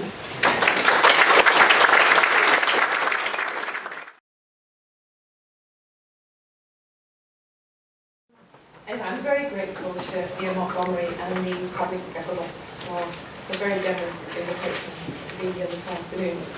I think I've drawn a slightly short straw as well after Francis's very glorious pictures.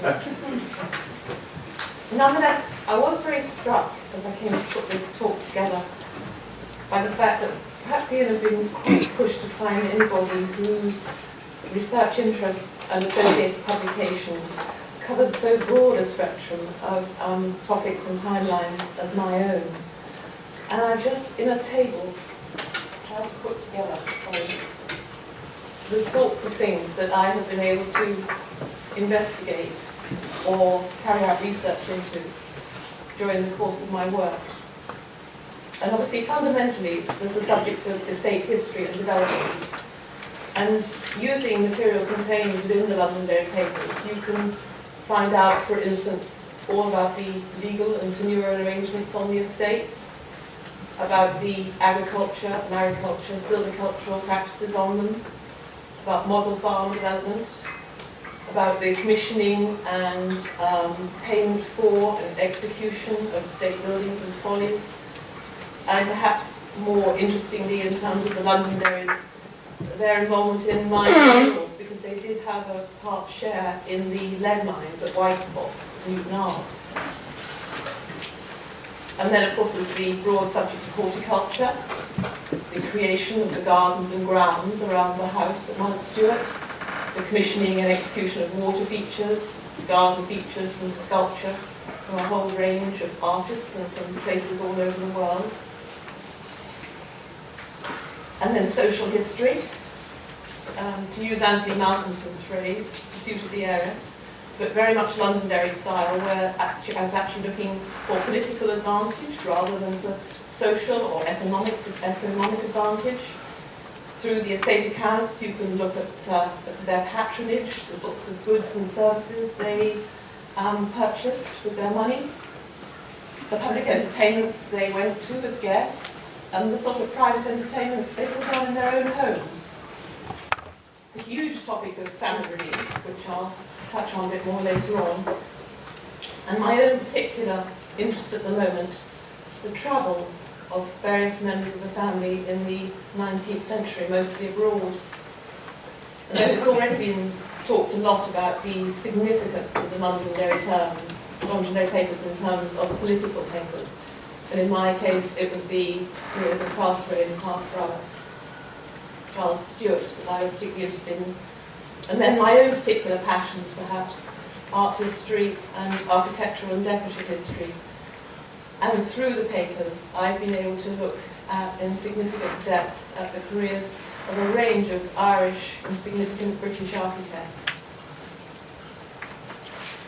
And perhaps the best way of giving you a flavour of how a comprehensive set of estate papers, such as the Londonderry Papers, can provide an invaluable and multifaceted tool for a researcher and historian and lead to scholarly publications, is to give you a little sort of kind of tiny taste of the way they helped my career personally. And in 1995, I was commissioned by the agent responsible for managing the Trust's estate at Mount Stewart to carry out a landscape study in order to aid and guide the future care and management of the house, and particularly the gardens and grounds at Mount Stewart, which were then in the National Trust's ownership. And perhaps, not surprisingly, my first port of call was the Public Record Office, because I knew about the Londonderry Papers. And it was, of course, then in Balmoral Avenue. And little did I know, on entering the portals of that quirky, highly idiosyncratic establishment, that it would be the first of a great many visits I would make there over the course of the next decade and more. Because, I mean, put quite simply, without the Londonderry Papers, my landscape study, and indeed much of my future research, they just simply wouldn't have been possible without those papers. Because there I was to find deeds, the leases, the family settlements, maps, plans, estate accounts, the rentals and correspondence, which enabled me to produce a detailed study of the development of the mansion, the estate buildings, the parkland and grounds at Mount Stewart, following the acquisition of the estate of Newton, which included the very attractive Temple Crone domain, as it was then called. It later became called Mount Stewart, on the shores of Strangford Lough by Alexander Stewart, as we have heard, in 1744. And my landscape study was published as an internal document by the National Trust and is still widely consulted by all the people who still care for and develop the property there. But in my case, the study involves the consideration of a very considerable number of different aspects, all of which information can be found about in the Londonderry Papers. In Mount Stewart's case, for instance, you need to think about things like changes to the townland boundary, which took place in the mid-19th century, in order that all the domain of Mount Stewart should come within a single townland, the Mount Stewart townland. And then there was the question of how access would be gained to the domain, and how services like electricity, water and gas would be provided, and whether the land was farmed, leased out to tenants for them to farm, or whether it was farmed by the estate in hand, and the precise social, political and economic circumstances of the family at the time of any given development. And then in the case of Mount Stewart, actually Ian mentioned it already, there was the question of the embankment of the adjoining shores of Strangford Lough, which permitted the public road to be moved a slight distance towards the sea, sort of away from the house. It was really very uncomfortably close to the windows prior to that point. And they were able to move it, and that enabled the family A to become much more private, but also to completely redesign the land and the access around the house. And then, of course, there was the fundamental necessity to work out how all this work was paid for and who executed it. And as I said, the answers to all these questions and a huge number more were all available to me in the Londonderry Papers. So I was then asked by the Trust to do another study, this time of the creation of the present magnificent gardens around the house, which, as Francis has explained, was the work of Edith, Marquesses of Londonderry, in the first half of the 19th century. And she was talking to you about pictures of things not looking like they do anymore. This is a view from the saloon windows down towards Strangford Lough, the Spanish Garden. As you can see, none of this is the same today. Now, again, Francis has mentioned that when I came to do this study, I knew that in the house itself I would find really the most of the vital information I needed. There were Edith Londonderry's diaries, her notebooks, her library, her correspondence, her garden, all the seed catalogues that she ordered things from. But as well as that, there was still a significant amount of stuff in the Londonderry Papers, particularly relating to the estate accounts, relating to the purchase of plants and garden supplies. And perhaps more interestingly, to the fact that a considerable amount of produce, flowers and fruit and vegetables, was sold to the public from the garden. And it's by means of the accounts that we learn, for instance, Francis's tree frogs. There were 6 dozen tree frogs purchased in 1938. I can point you to the entry in the account form. I can't remember any cost.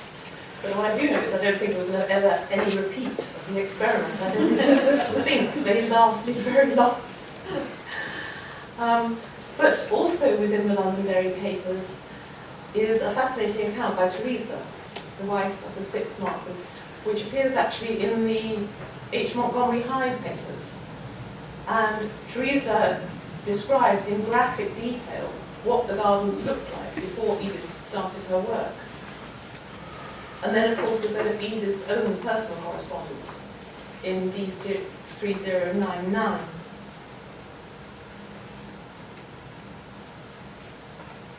So I then approached Professor Ron Buchanan, who was head of the Institute of Irish Studies, which at that time was part of the Queen's University of Belfast, to see if I could translate my landscape study into an MA degree. But Ronnie is aware that in the course of my landscape study, I'd come across a small cache of very detailed letters written by the agent John Andrews during the years of the 1840s when there were the repeated failures of potato crop, to his boss, the 3rd Marquess of Londonderry. Now, Andrews was a member of the bleaching and milling family in Cumber, and conveniently his family papers are also PRONI, so that made life quite easy too. Anyway, as well as that, I was aware that the letters I had found were part of a much more substantial archive that existed both in Belfast and in Durham, giving the correspondence of Andrews, but also all the other agents and all the other people who were involved in the management of the Londonderry estates in the mid-19th century, to the 3rd Marquess, the 4th Marquess, and also to Francis Anne. And as well as that, as I came to learn later, there were a lot more papers in the Freedom and Casement papers, which are also adjuncts to the Londonderry papers. So Ronnie advised me very strongly not to go down the MA route, but instead to enroll for a doctoral study at the Institute of Irish Studies, to undertake, as has been mentioned, a study of the management of, generally, of Ulster estates during the mid-19th century, with particular reference to the career of John Andrews. And the biggest, wealthiest chapter of my thesis is my attempt to actually identify and discuss all the various different roles and the multiplicity of functions that an agent for the Londonderry estates in Ulster, like John Andrews, would have actually been asked to perform. And the information relating to all these topics is all within his correspondence in the Londonderry Papers, and I've just picked out a few of them. I mean, their political interest and the promotion of them has been talked about by Ian. And Andrews was absolutely intimately involved in that, right down to actually having to sort of organise the tea and scones for the tenants afterwards. He was a magistrate and a poor law guardian, and as such was responsible for poor relief and the management of the workhouse in Newton Arms. He looked after all aspects of management of the tenantry, the payment of the rent, the successful collection of arrears, and the valuation, the decent and proper valuation of the land. I've mentioned the lead mines, the local railway. He was there very active, both as agent to Lord Londonderry, but also in his personal capacity because he was a shareholder in the company. There was the home farm, and then Lord Londonderry was quite often in Ireland, but not permanently in Ireland. And so a great deal of the time, Andrews stood in for his boss, so to speak, attending local functions and particularly meeting people like Lord Downshire to discuss their relative political interests and other sort of estate matters. And then he also had to meet all the people that his boss owed money to, which was not so easy. He brought the Londonderry estates throughout Ulster, and they had estates in County Down, Derry City, County Derry, County Donegal, and Francis Anne's estate. He brought all those estates successfully through the repeated failures of potato crop in the 1840s. He was absolutely fanatical about improved agricultural practices. He had a farm, he practiced them on his own farm at Cumber, and he set up this model farm at Mount Stewart, which he used as a kind of educational aid for Lord Londonderry's tenants. And then perhaps what's very often not appreciated is that he also brought the estates through the tenant right crisis in 1849, 1850, which came hard on the end of the potato failures. And this actually almost brought the Londonderry estates in Ulster to its knees. It had a more significant effect, it was harder to manage than the potato failures. Because tenant right lost its value, and the tenants couldn't therefore raise credit or raise a loan against the value of their tenant rights, and therefore they couldn't find the money to pay the rent, nor did they have a tangible asset that they could sell if they really needed to move on, to move to a smaller farm, or they needed to emigrate and to pay their emigration fees. All that was lost, and that actually gave Andrews more difficulty than anything else in the whole time he was there. So for a bit of light relief, he actually was very responsible for the creation of the present lake at Mount Stewart. Andrews really didn't like the lake. He really didn't rate it in landscape terms. And he only came around to it at all when they decided to put in a hydraulic ram next to the lake, and they used it to pump water up to the top of the nearby hill, and then that water gravity fed down to the bathrooms in the new, upstairs in the new house. And under those circumstances, Andrews was able to prepare to tolerate the lake, but otherwise no. And lastly, he was intimately involved, as his letters disclose, in the construction and furnishing of the present house, and also finding the money to pay for it. Now, that led me on to a rather interesting area, because it's generally assumed in this country that Durham coal, the profits of Durham coal came from Mount Stewart. And that is generally what you will be told, and it is assumed.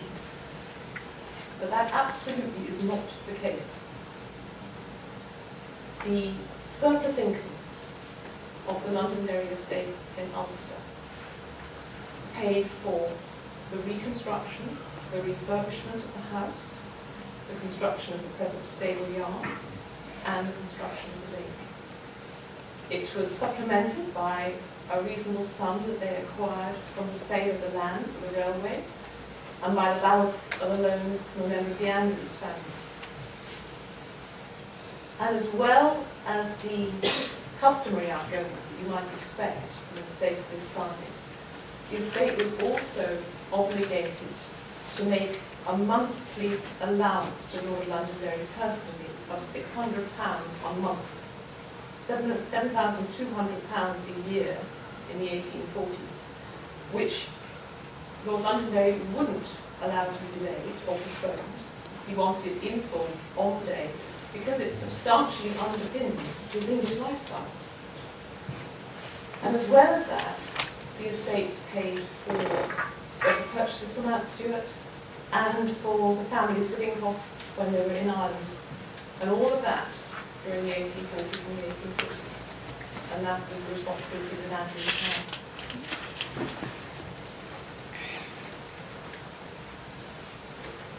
So the thesis successfully done, so to speak, I then had time to go back and look at various things that I hadn't had the opportunity to discuss properly and actually investigate properly, and of course did. Two things particularly. One was the actual creation of the present house, and the second one was the management of all the Londonderry estates in Ulster during the famine years. I would then look at the holistic management of all of them in terms of estate policy, but also the special little ways that it was tweaked to cover the individual circumstances of each particular estate. And that led to my first publication, a rather nice colour illustrated article in one of Ireland's important journals, Irish Architectural and Decorative Study, in 2007. And that's the head of the article.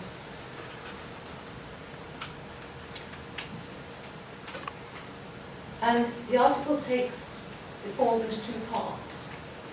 The first half is sort of nuts and bolts, where how the work was completed, who was involved in it, the likely roles for all of them.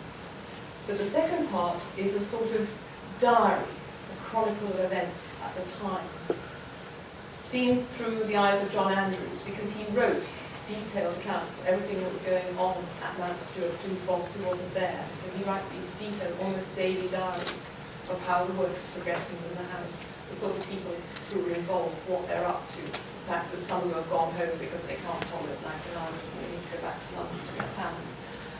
The fact that boats delayed, the war paper hasn't come. All of that is in the Andrews letters in Londonderry Papers. And it explains that in this case, Andrews was really out of his comfort zone. I sort of climbed on the table, I kind of told you what the sort of things he was customarily expected to do. But interior design and the choosing of carpets and curtains and wallpapers was not something that Andrews was good at. The slovenly John Andrews, dirty shirts he always wears, was a local poem written about him. He was not at all interested in style. And he was working for a boss who was the ultimate style guru. And they just knew how it was done, and they did it in spades. And so, not understandably, he was quite anxious. And he got particularly anxious one day when Lord Londonderry sent him a note which said, "Will you please go and select and buy a carpet for my morning room?" That's his own personal sitting room. He wanted Andrews to have the responsibility for choosing his step. So Andrews set up a rather special shopping expedition, presumably to Belfast, one day. But he decided that he really was out of his depth. And so he took Mrs. Andrews along too. And he dragged her around the Belfast shops. And between the two of them, they made up their minds and hoped that Lord Londonderry would approve their choice. The second article was in the Journal of the Ulster Genealogical Society, Familia. And as I say, it related to the management of the estates during the Great Famine.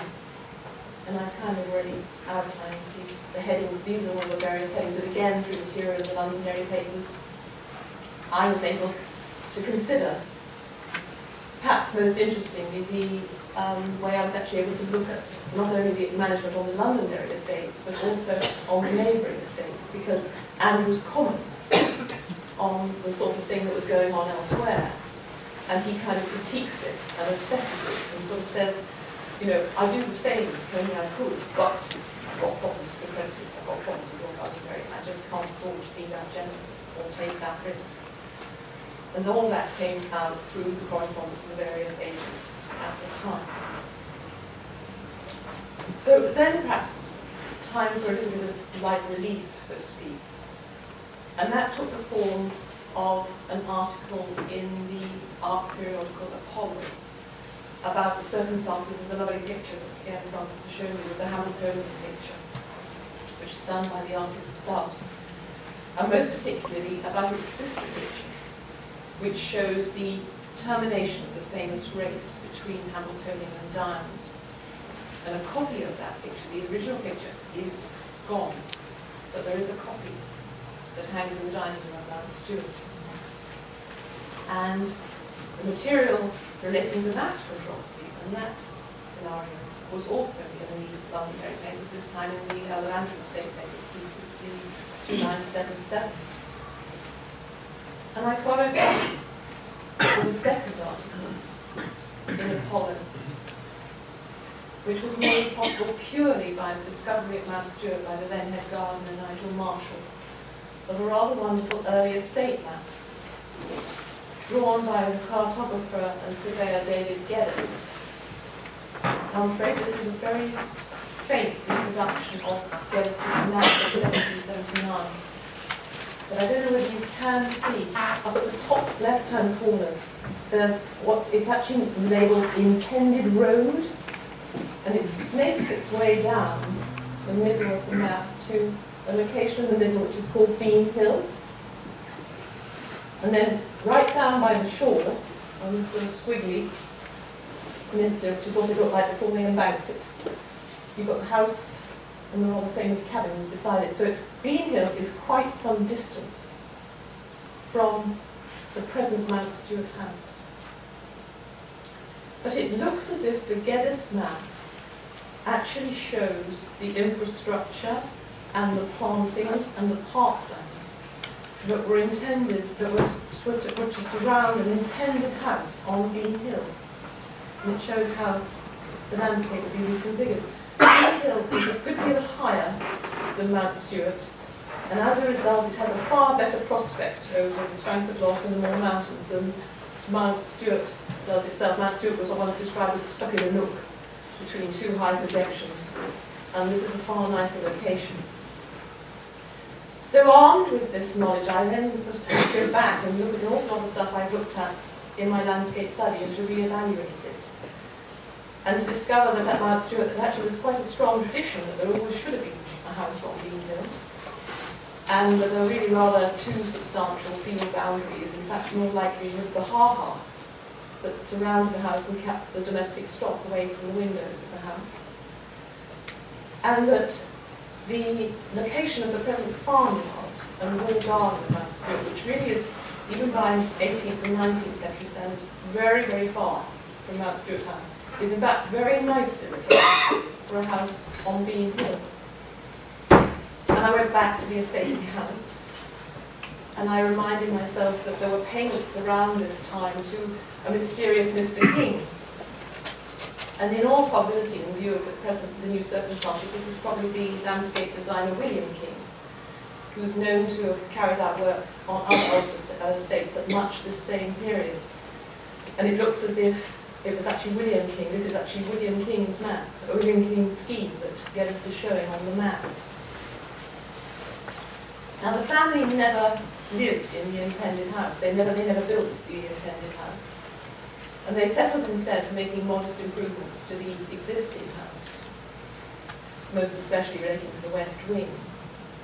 And again, the Londonderry Papers come in here because they gave me, through the accounts, details of what had been purchased, the sort of people who'd been employed, the services that had been employed, the items, the kind of items that had been purchased at the time. And so, therefore, I was able to describe, at least in outline, what the work might have been.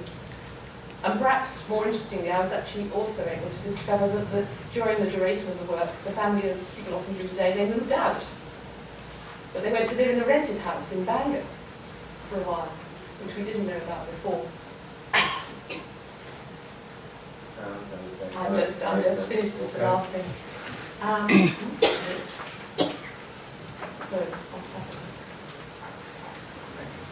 I want to go this way? Yes. Sorry. So now perhaps just the icing on the cake, so to speak. It's been known for a very considerable period that there is a record in the Londonderry estate accounts of a payment to the famous British architect James Wyatt of £83 in 1783 for plans for the intended house at Mount Stewart.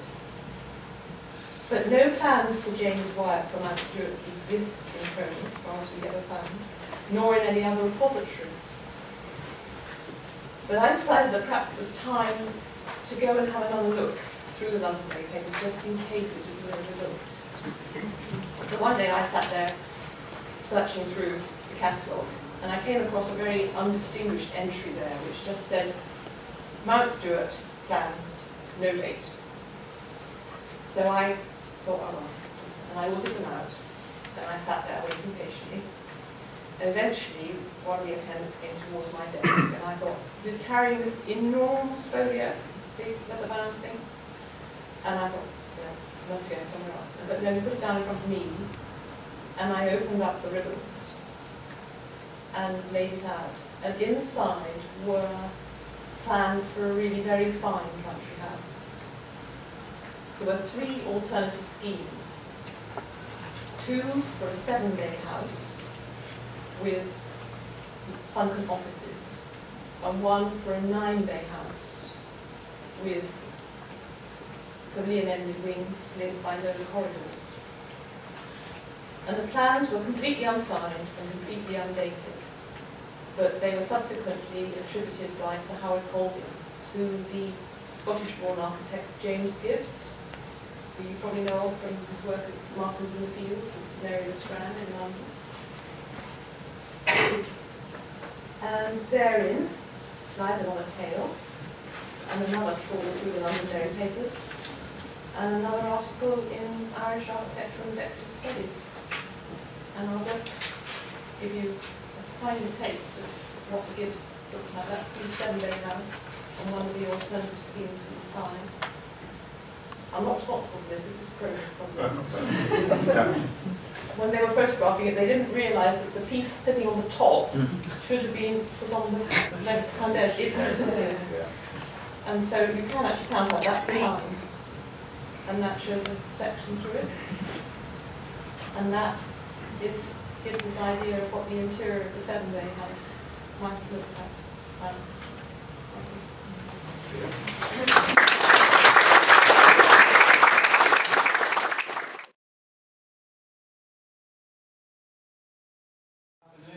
and gentlemen, and welcome to the final talk.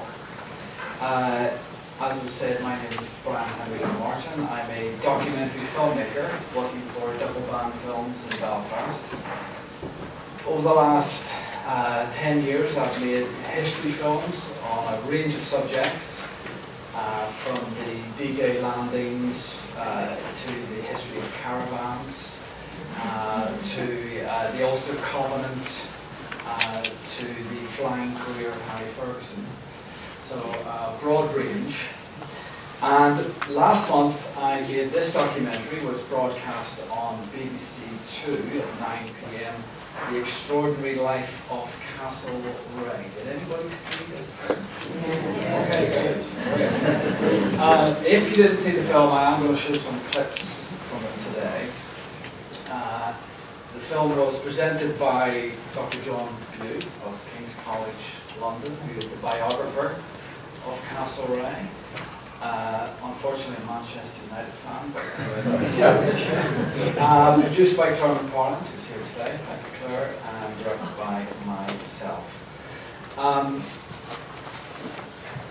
Now the second Marquess of Londonderry, better known as Lord Castlereagh, was the Irish-born British Foreign Secretary, perhaps his greatest ever Foreign Secretary. The name Castlereagh was very familiar to me, having grown up in East Belfast, but the man himself was a legacy. And when I met my friends from East Belfast and they asked me what was I working on, I'd say, I'm making a documentary on Castlereagh. They said, oh, the Castlereagh Road. No. They said, the Castlereagh Hills. No. The Castlereagh Holding Centre. No. Castlereagh, Lord Castlereagh. Now, I didn't know too much about Castlereagh until I read John Bew's fantastic biography. And what did I learn? Well, of course I learned that Castlereagh was the dominant politician in Regency Britain. He was the architect of the Act of Union in 1801 that abolished the Irish Parliament and placed Ireland under control of Westminster. He created the biggest army in British history, was instrumental in the defeat of Napoleon Bonaparte in 1815, was the master diplomat who remade Europe after the Battle of Waterloo at the Congress of Vienna, arguably laying down the blueprint for the European Union. And yet, despite all this immense success that he had in Europe, at home, in Britain and Ireland, he was regarded by many as an enemy of liberty and freedom, and more despised than any politician of his age. So for me as a filmmaker, this was incredible drama. This is what you're looking for. You're looking for drama. You're looking for an extraordinary character to take us through extraordinary times. So to illustrate this, I brought in the great political cartoonist Ian Knox, who drew illustrations throughout the documentary. And here we have, such was Castlereagh's unpopularity, the poet Percy Shelley depicted him as the Irish-born Grim Reaper, reaching into his cloak and tossing human hearts to the dogs who circled his feet. I met murder on the way, wrote Shelley. He had a mask like Castlereagh. Very smooth he looked, yet grim. 7 bloodhounds followed him. As a later politician would say, he had something of the night about him. So what a great character Castlereagh was turning into. So for me, obviously, I wanted to find a beginning, a start point for this film. And of course, the place to start, as we know today, is at Mount Stewart. Castlereagh, of course, was born in Dublin in 1769, but he grew up here in the secluded splendour of the Mount Stewart estate on the edge of Strangford Lough, County Down. As we have heard today, the estate was purchased by Castlereagh's grandfather, a Presbyterian merchant from Scotland in the 1740s, who transformed Mount Pleasant, as it was previously known, into this elegant grey stone mansion that we know today as Mount Stewart. But for me, I wanted to find a way into the story. This is one of the fantastic doors at Mount Stewart, which I was really taken by. My eye was constantly being caught by all the beauty inside the house. But I wanted to find a way into the story. I wanted to find a door that I could walk through the filmmaker to tell Castlereagh's biography. And the question that John and I kept coming back to was, who was the real Castlereagh? Was he a reactionary tyrant, or was he a misunderstood visionary? Was he Britain's greatest ever foreign secretary, or was he Ireland's biggest ever traitor? Great big cliffhanging questions that we wrestled with while making the film. And interestingly, the division between the biography and the film was very striking on this point. This is one of the early drafts of the script, well, draft 17 as you say. John and I kept rewriting and rewriting the script. And interestingly, John's biography begins, this is the point at which he starts his journey through Castlereagh's biography. In 1796, when Castlereagh was 26, he was the Chief Secretary of Ireland. Britain and France were at war, and on Christmas Day of that year, Castlereagh led a regiment of soldiers through the snow on their way to Bantry Bay in County Cork, where a French army was set to invade. A very dramatic moment in the history of Ireland. And I thought about that and thought, John, I'm not sure that is the most dramatic moment in Castlereagh's life, and is that the moment where we begin our film?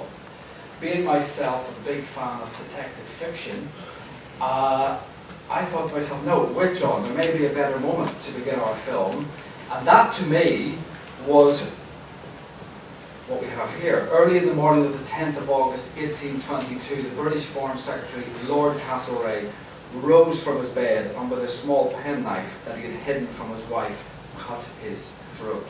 He was just 53 years old. A tragic end for this powerful Ulsterman who was close to becoming the next British Prime Minister. He committed suicide at the height of his powers.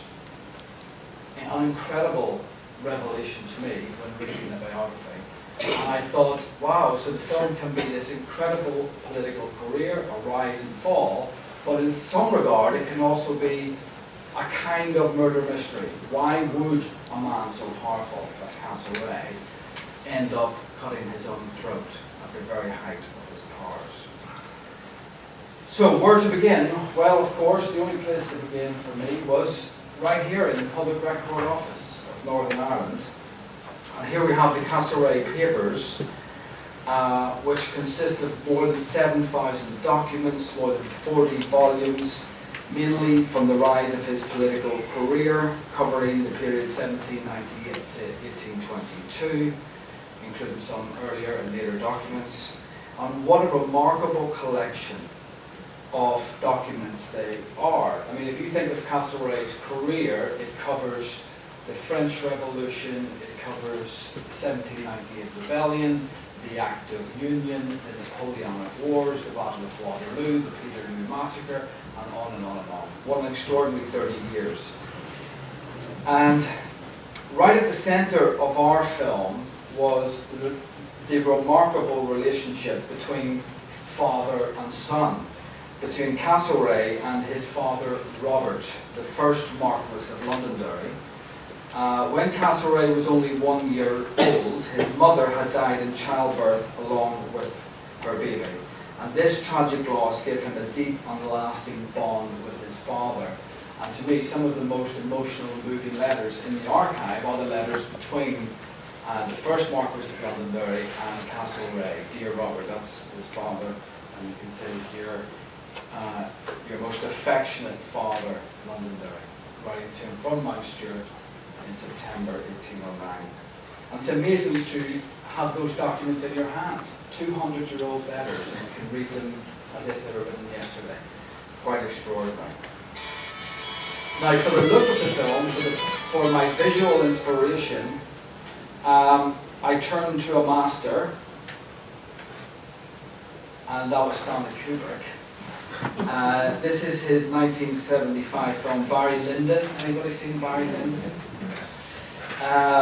A ravishing masterpiece for me, based on the 1844 novel by William Makepeace Thackeray, which recounts the rise and fall of another young Irishman in 18th century Ireland and Europe.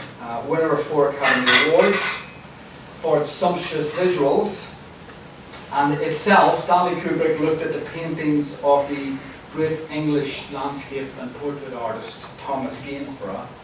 So I took my inspiration from Kubrick, who took his inspiration from Gainsborough. And as Liz explained to you earlier, Castlereagh was to fight a famous duel, and if you know the film Barry Lyndon, it begins and ends with a duel.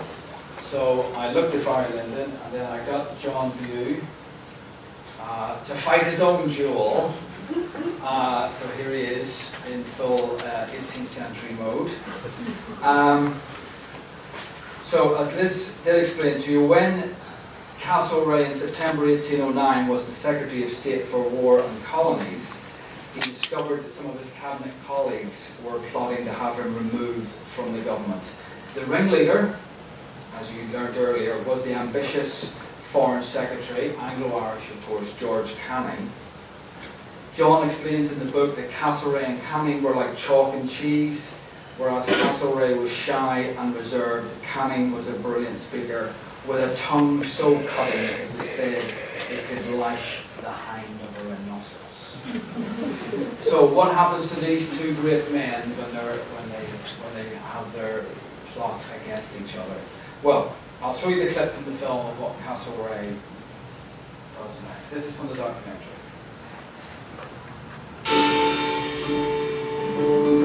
But as one of the most level-headed statesmen of the time, what Castlereagh did next shocked everyone. He turned to an old-fashioned but deadly way of settling his dispute with Canning, and challenged him to a duel.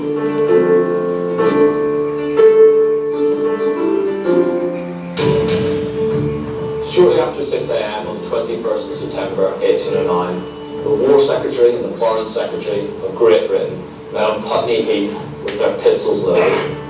They took 10 paces from each other.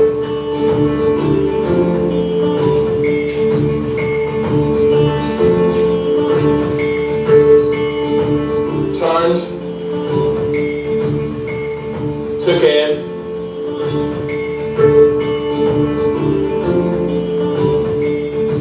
and fired. Both missed their first shot, but Castlereagh was still not satisfied, so they resumed for a second round.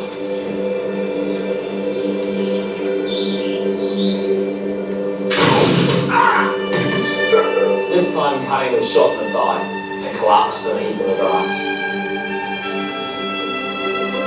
Now onlookers were treated to an extraordinary sight as Castlereagh carried his fellow cabinet member, the man he had just shot, to a nearby house for treatment to his wound. Back home in St James's Square, Castlereagh wrote to his father to describe the events. Here in the Public Record Office of Northern Ireland are the papers of Castlereagh, and there are letters here from the Duke of Wellington, from Admiral Nelson, from former Prime Minister William Pitt. But here we have a letter from Lord Londonderry, Castlereagh's father, written to his son after the duel with Canning, and emotions were running high. Good God, how astonished I was on reading the contents of your letter, and thankful to Providence for his merciful protection of a son who is dear far beyond all description, and his life important and valuable, as well to his country as to his own friends and family. And Lord Londonderry signs, your most affectionate father, Mount Stewart, 25th of September, 1809.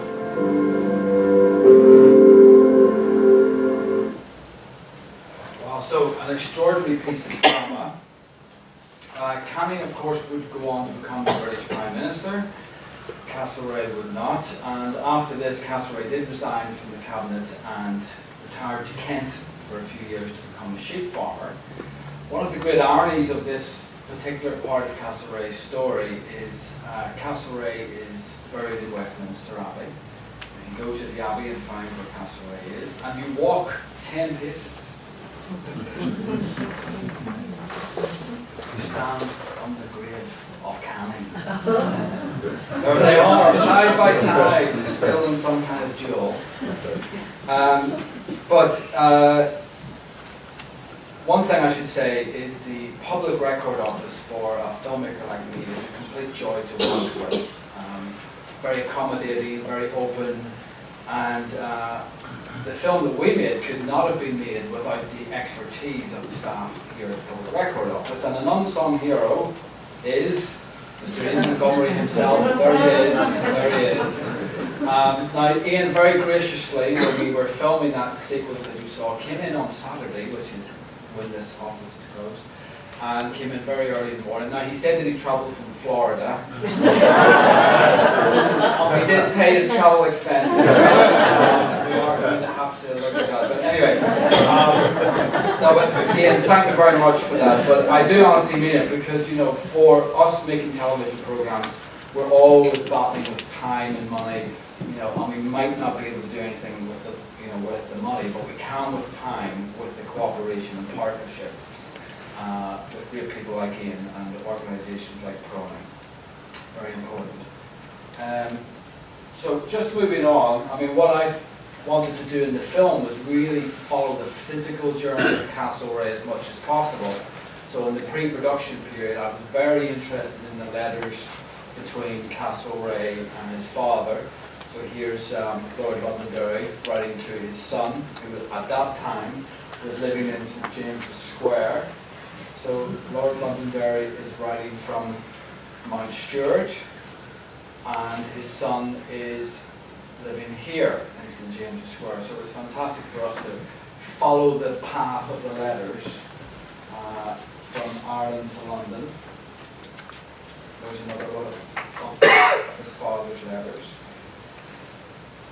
And the letters to me, I mean, letters I think are quite unique in opening up our window into the world of history, into the private correspondence.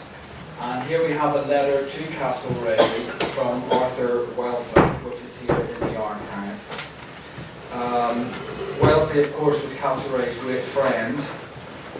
And there are letters back and forth between the two. Wellesley, the great soldier and statesman, one of the leading military and political figures of the 19th century.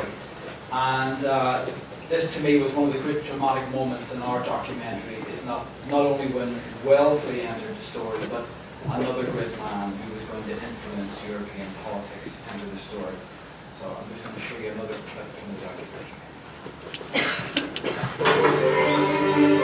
6 weeks before Castlereagh's birth, in 1769, the man who was to become his lifelong friend and political ally was also born in Dublin. His name was Arthur Wellesley, but he was to become better known as the Duke of Wellington. But there was another baby born in that summer of 1769 whose fame would outstrip them all. He was, of course, Napoleon Bonaparte, the brave little general who by 1801 had become Emperor of France.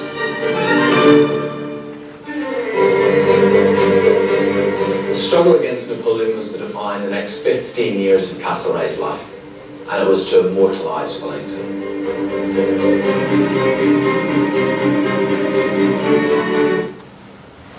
And it's a very poignant friendship again between Wellington and Castlereagh. And here we have a private correspondence from Castlereagh, written from Downing Street, Dear Wellington.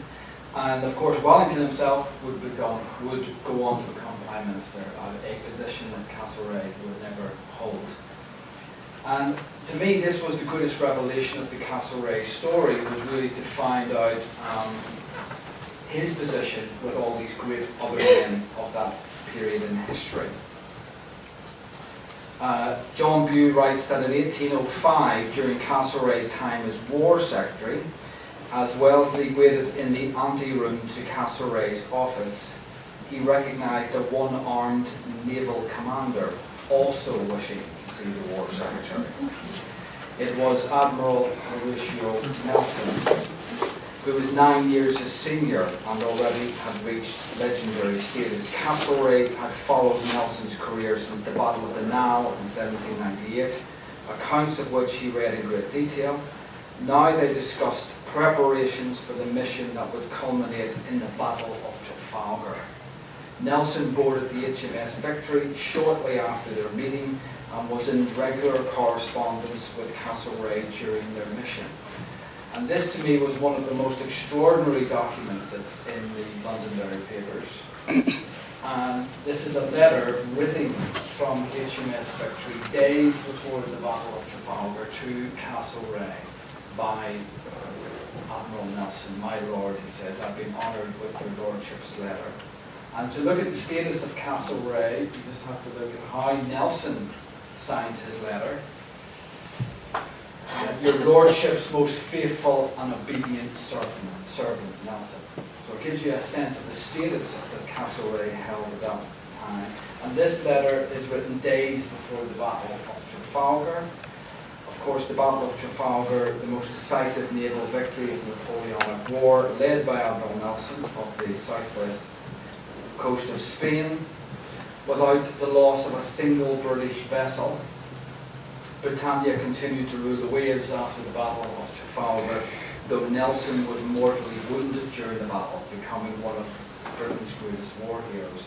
And that's one of the sad elements of Castlereagh's story for me when making the film, was that the other major figures of the day, whether it be Nelson, Wellington, are remembered throughout London with squares and statues and all sorts, and Castlereagh in his own way is sadly forgotten. And yet he was above them all at the period.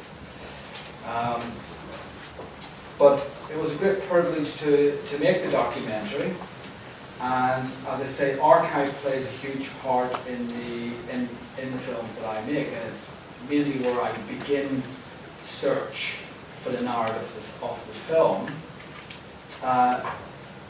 And as was said at the beginning, I have a new documentary, Queen Victoria and the Crippled Kaiser, which is showing this Sunday on Channel 4 at 8 p.m. Ian assures me that there is a letter from Kaiser Wilhelm II in the Londonderry Papers. So that is the connection. So I thought for the shameless plug, but I thought I would just show you the beginning of this documentary, just to show you how work has evolved. So this is the beginning of Queen Victoria and the Crippled Kaiser.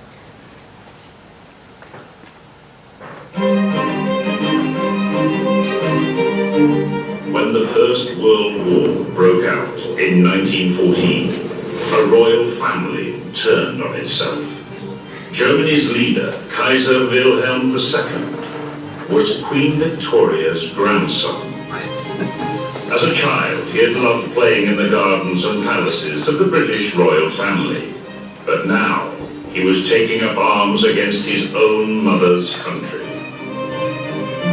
Behind this very public clash lies a story of private pain, now revealed by a long-hidden cache of royal letters. It read like a Gothic horror story. It really did, and it got worse the further I got into it. At its center, a terrified little boy with a secret disability, thought shameful at the time. Royalty gave money to hospitals to support disabled children. They did not have one in their midst.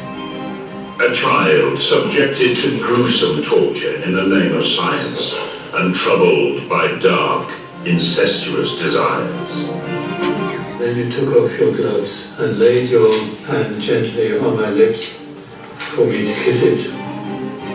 It's a story only being pieced together now, and one that reveals how a poisoned family relationship helped shape the future of a continent.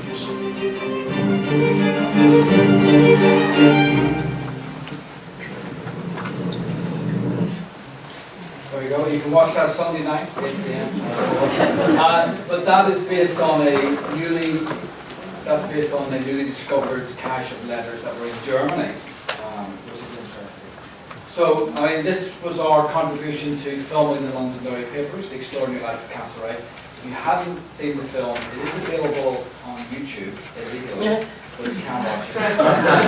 Until it gets taken down, but you can watch it. And I hope that we will get the opportunity to make more documentaries from the extraordinary papers that are here in PRONI. So thank you very much.